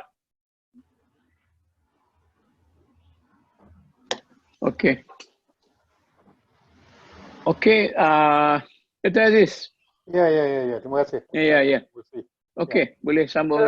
Cuba kita renungkan sekarang. Ya. Pertama. Lepas ni saya akan bagi 2-3 minit soal lagi untuk pusing. InsyaAllah. Pertama kita renung. Kenapakah perpecahan terjadi begitu hebat akhir-akhir ini? Sejak pilihan raya 2008 sampai ke akhir. Saya kata tadi Malaysia berjaya membina, mengisi gagasan, wawasan sehingga tahun 90 saja. Perpaduannya memuncak. Bila datang wawasan 20 tidak diberi terjemahan. Orang lain ambil peluang. Terjemahkan itu untuk bergerak maju ke depan. Itu juga konsep-konsep lain, gagasan-gagasan lain. Kenapa kita mana simpulan pada itu, maknanya kita kena ada kembali kepada satu kesatuan pemikiran, kesatuan fikrah. Dan kesatuan fikrah ini tidaklah untuk umat, pimpinan, ilmuwan dan masyarakat. Satu kita lihat. Yang kedua, kenapa tidak ada nanti Datuk Aziz, saya nak tanya Datuk Aziz kata tahun 90 ni kan? Saya ambil 90. Saya ambil 90. Kesan daripada perubahan politik ke atau apa semua? 2008 berlaku perubahan kesan. 90 tu saya ambil akhir pada rancangan DEB. 71 hingga 90. Kita bukan tak Okey, ada, okey. mana kita ambil konsep pembangunan negara daripada rancangan Tanah Melayu 1-2, rancangan Malaysia 1-2-3, so on so forth lah, sehingga begitu. Ya. Kejayaan sistem pendidikan kebangsaan tidak diberi satu kesinambungan selepas 90. Perpada bagus, semua itu berjalan dengan baik. Isu yang terakhir itu ialah isu bahasa Inggeris. Bahasa Inggeris belajarlah. Anak-anak kita semua pergi sekolah kebangsaan, tak ada masalah pun. Jadi doktor, menjadi engineer, tak ada masalah. Bahasa Inggeris dipelajari. Bukannya ambil satu mata pelajaran lain untuk mengajar bahasa Inggeris. Apabila mereka tak dapat, kecundang akan terjadi. Maknanya Kementerian Pendidikan harus lihat. Saya tadi kesatuan fikrah. Institusi, sama ada masjid, sama ada perbadanan, sama ada agensi, sama ada kementerian, harus ada. Saya lihat dalam pengalaman saya dalam pentadbiran kerajaan. You ada dasar kebudayaan kebangsaan. You ada dasar pendidikan kebangsaan. Tapi yang melihat itu hanya kementerian bersih. Tidak kata mesti ada satu kesatuan. Oh, ini tujuan kita begini untuk kebudayaan. Tujuan kita begini untuk perbadanan. Ada dasar perbadanan, ada dasar kebudayaan, ada dasar bahasa. Bahasa kalau mengikut perlembagaan tidak boleh bahasa yang lain untuk urusan rasmi. Untuk tidak rasmi, papan tanda dan sebagainya kena ada, tetapi bahasa kebangsaan juga diberi utama. Bila pimpinan perubahan politik itu terjadi 2018 kalau kita lihat. Habis tukar papan tanda. Maknanya orang ni tidak subscribe kepada perlembagaan. Ni psychology of rejection. Ini berlaku psikologi penolakan daripada mula-mula merdeka dulu lagi. Sebab apa? Sebab kita tak tegas sistem pendidikan kebangsaan. Sehingga orang nak ini sekolah aliran, sekolah vernakular, akhirnya perpecahan terjadi. Kerana kita tidak akan berjaya menanam nilai-nilai budaya, nilai-nilai sosial budaya sama untuk seluruh rakyat. Sampai bila kita nak tunggu ini? Kalau kita kata buatlah sistem pendidikan kebangsaan. Okey, sekolah mereka, bahasa mereka boleh dipelajari. Kita pun boleh belajar bahasa yang lain daripada bahasa kebangsaan. Tapi sistem tu kena tengok. Jangan hanya memberi kepada puak-puak, memberi kepada. Itu bukan caranya kita membina satu negara. Saya mengatakan Malaysia masih gagal membina sebuah negara bangsa. Sampai hari ini. Jadi berbanding dengan Thailand, berbanding dengan Indonesia. Antara kelemahan orang politik dengan kelemahan budayawan kita, mana yang lebih memberi kesan negatif ni? Dulu waktu arwah Zakbar, Tuan Razak, mereka semua duduk sama-sama. Mana garangan intelektual, garangan budaya duduk sama dan mengisi keperluan itu. Kongres Kebudayaan Kebangsaan 71 itu kongres anjuran kerajaan. Sebelum itu dah ada kongres kebudayaan persuratan Melayu dan sebagainya. Tahun 55, 56 sehingga tubuh dan bahasa mula lagi tahun 53. Maknanya orang politik, intelektual, sebab saya lihat di universiti banyak kajian yang dibuat tentang kehidupan bangsa kita, tentang kehidupan Malaysia. Segala bidang, ekonomi, sains ada. Tapi kenapa sumber ini, bahan ini tidak dapat digunakan ataupun tidak digunakan? Maknanya sepatutnya pemerintah harus ada satu departmen untuk mengkaji hasil-hasil daripada penyelidikan yang dibuat. Masalah sosioekonomi apa, masalah sosio-budaya apa, masalah sains dan teknologi apa, psikologi bangsa dan ini apa. Itu satu yang nak sebut. Yang kedua saya rasa ialah kita perlu mengadakan satu gerakan intelektualisme baru. Gerakan intelektualisme baru. Maknanya cendekiawan, ilmuwan, ulama tidak boleh lagi memisahkan diri. Dan masyarakat harus digerakkan untuk menjedari hakikat keperluan kepada ilmu. Kamu sudah beriman. Kamu carilah ilmu. Bagaimana cara nak amal. Bukan saja amal ma'ruf nahi munkar itu. Bukan saja nak menjaga nilai-nilai mahmudah yang mazmumah itu. Tapi bagaimana nilai-nilai positif arah ke depan. Bukan tak ada tradisi nilai masyarakat Melayu. Ada. Tapi ditinggalkan. Ambil saja Kelantan. Begitu industrialnya manusia Kelantan. Tapi tidak dapat dibangun oleh kerana perpecahan politik. Pada saya minatnya industri, katalah tekstil, industri budaya, cultural industry, boleh dibina. Ukiran, kalau kita hebat rasanya Japara, hebat rasanya Italian punya furniture. Kenapa tidak kita boleh latih tukar-tukar kita ada kawasan khas untuk mengeluarkan bahan-bahan begitu. Boleh. Begitu juga kita ambil dalam pertanian. Kalau di Pahang, di Bentong, orang Cina tanam durian, kenapa tidak di negeri tertentu yang subur tanahnya untuk tujuan ekspor? Bukan saja durian, bukan saja manggis, bukan saja pisang. Tanah dan sebagainya. Mana mesti ada satu perancangan untuk melakukan dari segi ekonomi. Yang ketiga, dalam dasar pendidikan kebangsaan, saya terlibat waktu di Kementerian Pendidikan itu sebentar. Waktu itu Tazri Wazaid jadi ketua perkara. Kita membuat moto dan juga falsafah pendidikan kebangsaan pada waktu itu. Disebut pasal antara isi pada falsafah pendidikan. Jasmaniah, jasmani, rohani, emosi, intelektual. Jasmani mungkin berjaya. Emosi, ini, rasa dalam ni masih tidak sama. Apabila nak dibuat sekolah wawasan, itu pun dibantah. Kerana psikologi of rejection saya kata tadi daripada kaum yang bukan Melayu, sistem pendidikan kebangsaan mereka tak terima. Bahasa kebangsaan mereka tak terima. Sebab itu nak campur aduk pun ni antara kebangsaan dengan kekauman. Ini bahasa kebangsaan yang rasmi. Bangsa Malaysia, kebangsaan Malaysia. Yang kita punya bahasa Cina, Mandarin ke Tamil, bukan tak boleh guna. Di sekolah pun dah ada. Dalam konteks-konteks yang tidak rasmi. Sampai nak campur aduk. Waktu tu di kementerian dengan tulisan-tulisan Cina, di Shah Alam tulisan Cina. Sehingga Tuanku Sultan Selangor beri titah, baru diturunkan balik. Kenapa? Psikologi tadi. Dan mahukan hak sama rata. Pasal kita tahu, Malaysia bukan sebuah negara imigran macam Amerika. Atau macam Australia. Tidak. Ini negara yang ada tuan. Pokok besar yang berakar berumbi di sini. Beratus tahun. Dia datang harus sesuai. Tapi oleh kerana mereka ni juga, saya baru duduk study sikit tentang falsafah Confucius. Dia kata dia sebut dua perkara, istilah diguna. Satu, Junzi dengan apa ni, saya ada catat dia di sini. Oh, Ziauren dengan Junzi. Junzi ni dalam melahirkan manusia yang budiman. Manusia hormat pada ibu bapa, manusia hormat pada masyarakat, mana sayang kepada jiran dan sebagainya. Ada di situ. Mambudah tu ada di situ. Yang Ziauren ni orang yang jahat, orang yang biasa, orang yang... Jadi ini akan berlaku ni. Dikotomi, konflik antara dua nilai akan sentiasa berlaku. Dan Islam mambudah mazmuman. Tapi orang Cina sendiri, maaf kata, saya pernah kata pada kawan saya Cina, kamu sendiri Confucius bukan tak faham. Kamu bercakap sama ada Cina 5,000 tahun dan sebagainya. Confucius, Lao Tzu dan juga Gautama sudah ada Gautama Buddha tu 500 sebelum Masehi. 500 sebelum. Tapi apabila berlaku revolusi kebudayaan di China, ini tidak penting. Malahan dalam itu mereka menolak semua ni. Confucius mereka tolak semua, mereka tolak Lao Tzu. Pengajar-pengajar falsafah asal itu ditolak. Kerana revolusi kebudayaan itu tidak mahu kepada perkara ini. Dan lain fahaman komunisme dengan ini. Jangan kalau Confucius ni orang yang kuat, yang menyokong feudalisme. Ini tolak. Zah ada runtuh. Tapi kalau mereka difaham ajaran Confucius, perpaduan antara Cina dengan Melayu di Malaysia telah ada pada Melayu. Sebab kalau kita mengambil dalam dunia Melayu ni, kursi, yang memerintah dunia Melayu ni kalau kita lihat, ialah Melayu. Satu di utara ni lah, Sumatera, tanah Melayu. Kemudian satu lagi di Jawa, yang Majapahit apa semua tu. Kemudian kerajaan kecil lah di Sulawesi, di Sambas, di Pontianak. Tradisi pemerintahan tidak ada pada suku sakat etnik kita ataupun mereka yang datang daripada masa dibawa oleh Inggeris daripada India Selatan ataupun Cina Selatan. Orang Cina Selatan, maaf saya kata, dia tidak ada sambungan daripada tradisi Mandarin ataupun the Great Civilization of China. Tidak ada. Mereka datang kerana Kung sebagai kuli, bukannya Syek, bukan kalangan orang yang Mandarin itu, yang ilmunya tinggi, mungkin sedikit sangat ada. Yang datang dari India pun begitu, bukan daripada Brahmin, bukan daripada Kshatriya. Sama ada untouchable group ataupun saudara dan sebagainya. Jadi mereka tidak ada tradisi mereka. Sebab itu bila tak faham ini, India lah. Tanah Melayu ini lah hak orang India zaman-zaman. Sebab apa? Sebab ada lembah hujang satu. Tidak ada. Tanah Melayu hanya tempias ya. Yang kuat di Majapahit. Jadi tradisi pemerintahan Jawa, Melayu.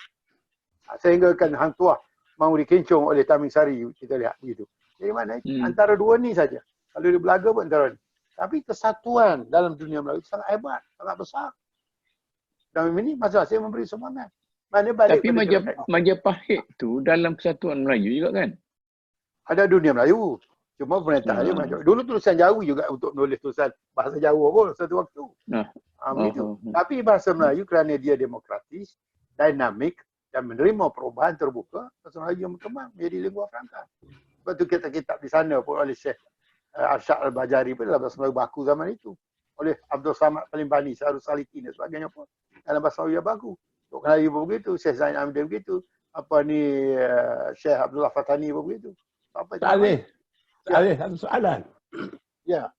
Zaman saya muda dulu lah. Selalu dengar suara sastrawan, suara penyair, suara Gapena. Mana pergi semua sekarang ni? Gapena bukannya Tan Sri Latif, dia pun presiden Gapena. Mana sekarang ni gerakan sastra, gerakan bahasa, gerakan budaya. Kenapa hilang? Dia tenggelam. Saya kata tadi kita kena buat satu perubahan baru. Gunalah istilah apa, reformasi ke tajdid apa. Balikkan semula kesedaran. Tapi kita terkesan oleh Datuk sebut gerakan intelektualisme baru. Ya, begitu boleh. Boleh. Okay. Kita kena buat. Sajanya yang duduk dalam gading Menara Gading saja. Pegawai kerajaan disebut oleh Tok Halim tadi pun keluar bersama. Khususnya Melayu dulu. Betulkan semula. cara pakai kain pun tak betul misalnya. Betulkan balik semua. Verify bahawa kebesaran Melayu, keagungan Melayu itu bersama. Pakai kain samping tak pandai. Tak pandai, balik. Tino pakai kain soket lah, tino soket betul balik. Tak betul.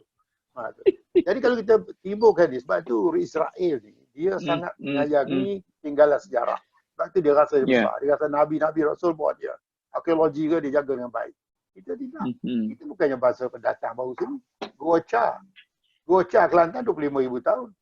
Apa ni, Kota Tampan di Perak, Lenggong itu semua tu Kota Tampan tu 30,000 tahun. Gua dia dah 50,000 tahun. Ada penempatan. Jadi kalau kita melihat gitu, timbulkan kesedaran sejarah. Oh, kita rasa bangga. Dia bukan rasa begah pada bahasa kita. Bahasa lain kita pelajari. Ini tidak ada dalam sistem pendidikan. Sejarah kita pun tidak ajar begitu. Jadi kita belajar segala yang bermula, katalah bermula di Melaka. Maaf tak saja. Segala bermula di Melaka. Tidak, Melaka tu sudah kemuncak kepada tamadun Melayu pada zaman itu. Dia bermula kalau naik bukit, naik gunung, daripada bawah. Bawah di mana? Zaman Gua, zaman Neolitik, zaman prahistorik. Muncak Melaka. Bukan bermula di Melaka. Melaka itu sangat hebat. Itu menjadi tempat pengembangan agama. Sampai ke Ternate, sampai ke Ambon. Melaka. Peranan ulama zaman itu. Sebelum itu lagi peranan Aceh. Aceh lebih dulu daripada Melaka. Tahun yang apa ini, Markus Saleh. Lebih dulu. Kamboja Petani lebih dulu daripada Melaka. Kerana ini jalan urus itu. Jalan Timur, Kanton apa semua tu. Jalan ke Melaka, pergi ke Beijing apa semua. Jadi kita tak boleh melihat satu. Melihat satu dan kesatuan. Kesatuan sejarah, kesatuan ilmu, kesatuan fikrah. Jadi ini kalau dapat dilakukan, gerakan intellectualism tadi, kena keluar semua. Saya pimpin peradaban sekarang ni, saya pergi sampai ke Satai, sekarang ni menolong universiti, ini bukan kesedaran terhadap, bukan saja sejarah, bahasa dan sebagainya.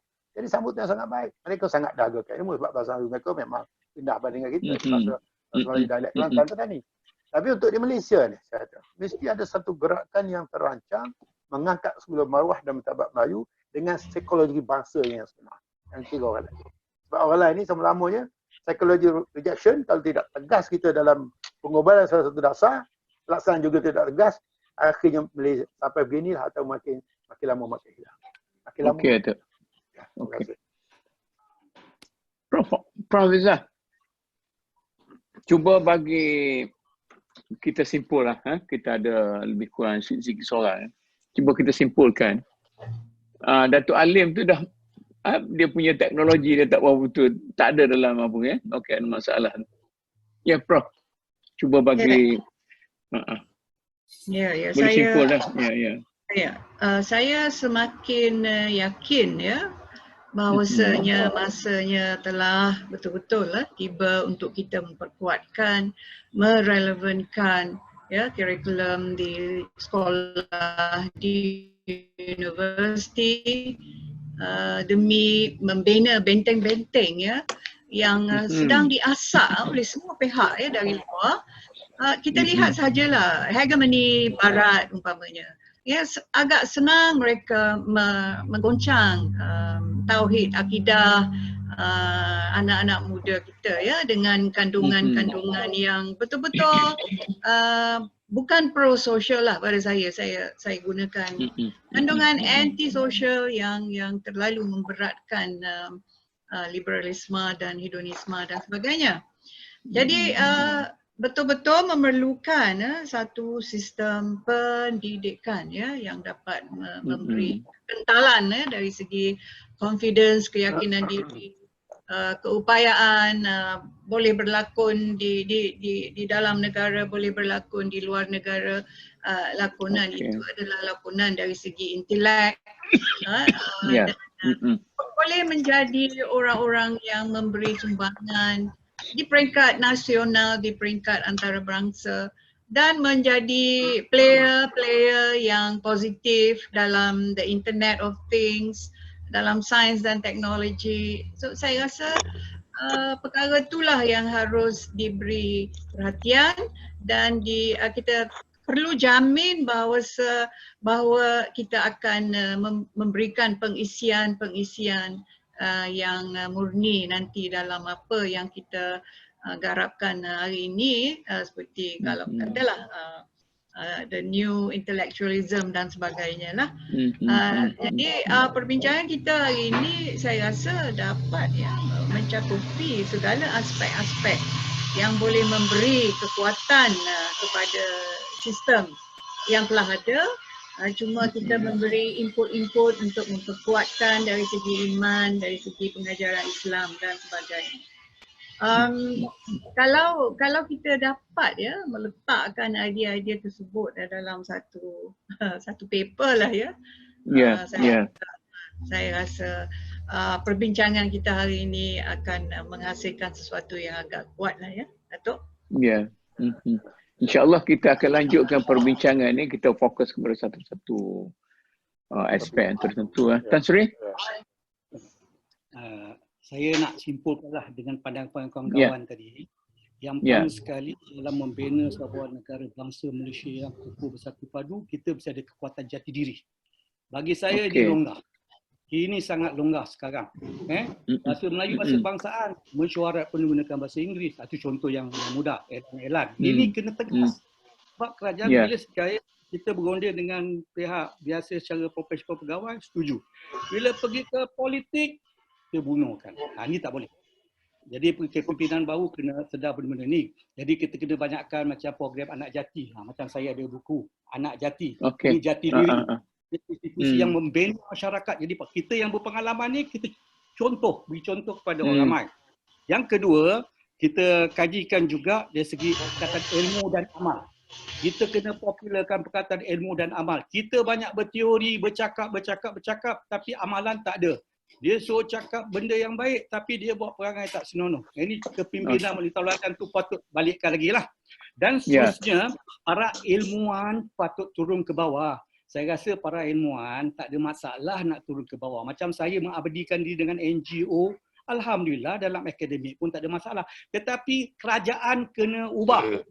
Kena jumpa Menteri Pengajian Tinggi supaya yang 5% saja untuk khidmat masyarakat dinaikkan pada 30%. Kalau ada macam tu, ramai intelektual akan mengabdikan diri kepada masyarakat. Tak kira siapa. Kita pergi jemput lah. InsyaAllah nanti kita pergi jumpa. Ini kesan dia bila dia ikut ranking, saya kata gila ranking, kesan dia bahasa Melayu jatuh, orang kita tak pandai cakap pun dapat naik pangkat sebab dia asyik menulis. Lepas tu yang orang lain pula kasih buat untuk dia, kena upah. Ini semua kaji balik nilai-nilai yang macam inilah. Jadi saya rasa dalam hal ini yang penting kerajaan, sebab saya pernah mewakili Gapena, dah bincang dah bagus dengan pegawai kerajaan. Tapi bila pergi ke politik, kepimpinan dah berubah. Ini tak bagus. Saya rasa dengan di bawah kepimpinan Tan Sri Mahyudin, mempunyai kesedaran ini demi perpaduan rakyat Malaysia. Itu saja, bukan untuk orang Melayu saja. Berbilang bangsa, fikirkanlah macam mana, tapi kena hormat perlembagaan. Raja, ketua negara kita. Bahasa Melayu, bahasa kebangsaan. Hak bumi kita kena jaga. Ini bukan Malaysia. Ini hak Malaysia, ada yang dipertuan. Raja. Besok kita khawatir kalau kita tak jaga, raja bila masa peristiaran besok gunakan bahasa Inggeris pula. Tak boleh, dia kena bahasa Melayu. Itu namanya jati diri. Dan yang paling penting saya rasa yang kita boleh dapat kesimpulan, peranan Majlis Ugama. Selama ini kita tengok belum minallah. Banyak alhamdulillah ulama-ulama di Papua. Belum minannas. Ini yang saya rasa kurang. Dia lepaskan kepada jabatan belia, jabatan pendidikan. Saya rasa Majlis Ugama kena memainkan peranan penting, monitor dalam hal ini, satu unit. Sebab itu dikatakan Majlis Agama dan Adat Warisan Melayu. Sebab itu saya buat seminar, saya serah kepada raja-raja Melayu, fikir baliklah supaya unit untuk kepentingan bangsa Melayu ni dibuat dengan serius. Dia ada macam kementerian, misalnya satu contoh, memertabatkan warisan adat Melayu yang saya buat seminar ni, saya dah serahkan. Dan dah banyak cadangan. Jadi janganlah macam Datuk Ali nak kata profesor buat kajian. Dah banyak kajian. Ilmu ada, tidak diamalkan. It's a problem di negara kita. Kita buat tak apa. Nak naik pangkat pun tak boleh kerana dalam bahasa Melayu. Itu kesan. Ini kesan, ini reality. Saya rasa saya menyuruh Majlis Agama main peranan penting, kaji baliklah cara ni. Sebab tu saya mengabdikan diri di bawah Majlis Agama Islam Melaka, ingin menjadikan Melaka berbudaya maju supaya bersama-sama dengan masyarakat. Kita berganding. Misalnya satu kampung. Saya tengok kampung bila dulu hebat, ramai intelektual daripada kampung itu. Sekarang kita balik sekejap tak kenal. Sebab masyarakat kampung pun tak mempedulikan kita yang berjaya. Padahal gunakan orang yang berjaya ini sebagai pandu arah, naik semangat kepada anak-anak kampung. Tak ada. Sebab itu saya rasa baca agama kena main peranan. Ini saya rasa yang kita patut main peranan penting. InsyaAllah dengan ada jati diri tadi, ilmu dan amal, intelektual bersama ulama bergading bahu, membina negara bangsa. Jadi yang penting perpaduan. Jangan cakap perpaduan Melayu. Kita berpecah, bergaduh, salah menyalahi antara satu dengan lain. Saya rasa air baik dalam baik ini, kita mempunyai perpaduan, nilai murni, bersatu padu, gotong royong, menghormati. Itulah warisan budaya kita yang beraras tinggi, yang mempunyai nilai peradaban yang dihormati. Berteraskan Islam dijunjung, adat dan warisan dikendung. InsyaAllah kita bersama-sama harap MDN akan memperanan kita sama-sama. InsyaAllah. Bukakan cadangan-cadangan ini agar jangan berretorik. Banyak orang kata kita intelektual, retorik. Kita berprinsipkan ilmu dan amal, intelektual sama ulama turun padang bersama-sama dengan kerajaan untuk meminta. Tan Sri. Sejarah. Tan Sri. Datuk Aziz. Ya, kesimpulan saja. Saya dah nak huraikan. Ya. Pertama, banner jiwa kepahlawanan Melayu. Banner jiwa kepahlawanan. Contoh banyak. Tok Janggut, Datuk Bahman, Cemara Jenela. Dulu, waktu kita tak suruh balik. Kepahlawanan kita tu jadi bangsa yang penakluk, maknanya penakluk kepada ilmu, penakluk kepada sains dan teknologi, bukan penakluk sebagai penjajahan untuk negara lain. Nombor satu. Nombor dua, saya katakan tadi, kesatuan fikrah. Luar dengan dalam mesti ada. Maknanya antara universiti, antara intelektual dengan ulama dengan apa ni, mesti ada orang politik sekali. Kesatuan fikrah. Dan orang politik dah memahami konsep. Mereka sebut bangsa Malaysia. Tapi mereka tak faham. Masih guna bangsa Cina. Bangsa Cina di Cina. Bangsa India di India. Kalau keturunan Cina memang ada di Malaysia. Mahua, Cina Malaysia. India Malaysia. Kita tak boleh sebut bangsa India lagi. Orang politik faham konsep itu, dari segi sains politik, insyaAllah. Itu yang kedua. Ya. Yang ketiga, saya nak cadangkan supaya kita bentuk dah ada Malaysia ni sangat bagus. Tapi pengisiannya, kadang perlahan, kadang slow, perlahan, kadang ada, kadang tidak ada. Pengisian maksud saya dalam pelbagai konsep tadi. Ilmu salah satu, pendidikan, kebudayaan. Mesti ada pengisian yang jelas yang membina jati diri bangsa. Yang ketiga, saya nak cadangkan. Sama ada NGO yang ambil peranan, ke PENA ke, bersama dengan peradaban ke, Dewan Bahasa ke. Sebab saya dengar Dewan Bahasa dapat pengurusi baru dah, Dr. Awang Sarian. Tahniah kepada beliau. Buatkan satu kongres peradaban Malaysia. Buat satu kongres. Huraikan peradaban dalam konteks budaya tinggi tadi.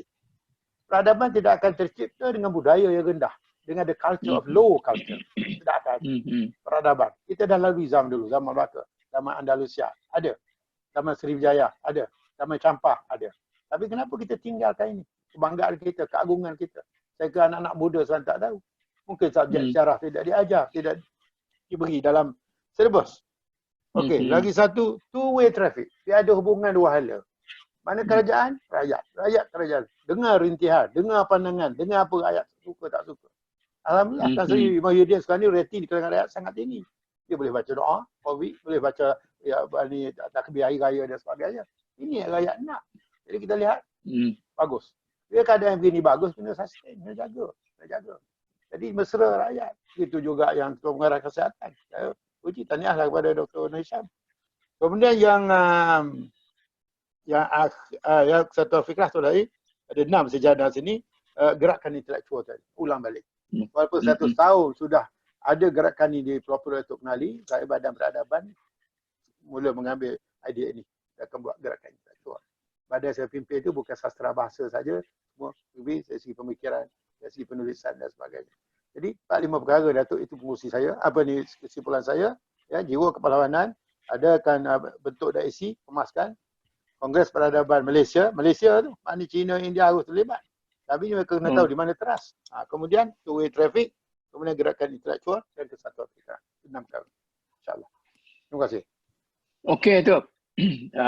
Tuan-tuan dan puan-puan sekalian, itulah perbincangan kita selama 2 jam pada petang ini, dan dalam kita punya perbincangan akhir petang ini, banyak benda-benda yang telah kita timbulkan. Sebahagiannya kita telah mengulang apa yang kita sebut yang lepas dan sebahagiannya idea-idea baru. Dan lepas ini kita anggap ini ialah perbincangan terakhir bagi kita di sini dan mungkin akan disambung oleh Pejabat Agung MDN. Dan terkilah atas Pejabat Agung MDN apa yang tajuk-tajuk biasanya dia nak dia khususkan, narrow down perbincangan itu kepada aspek-aspek yang lebih jelas dan sebagainya. Akhir sekali saya mengucap terima kasih banyak kepada para panel kita dan Datuk Alim tadi dah out betul dia punya apa tu semua sekarang. Okeylah, insya-Allah kita jumpa lagi lah. Akhir kata, wabillahi taufiq, wassalamualaikum warahmatullahi wabarakatuh.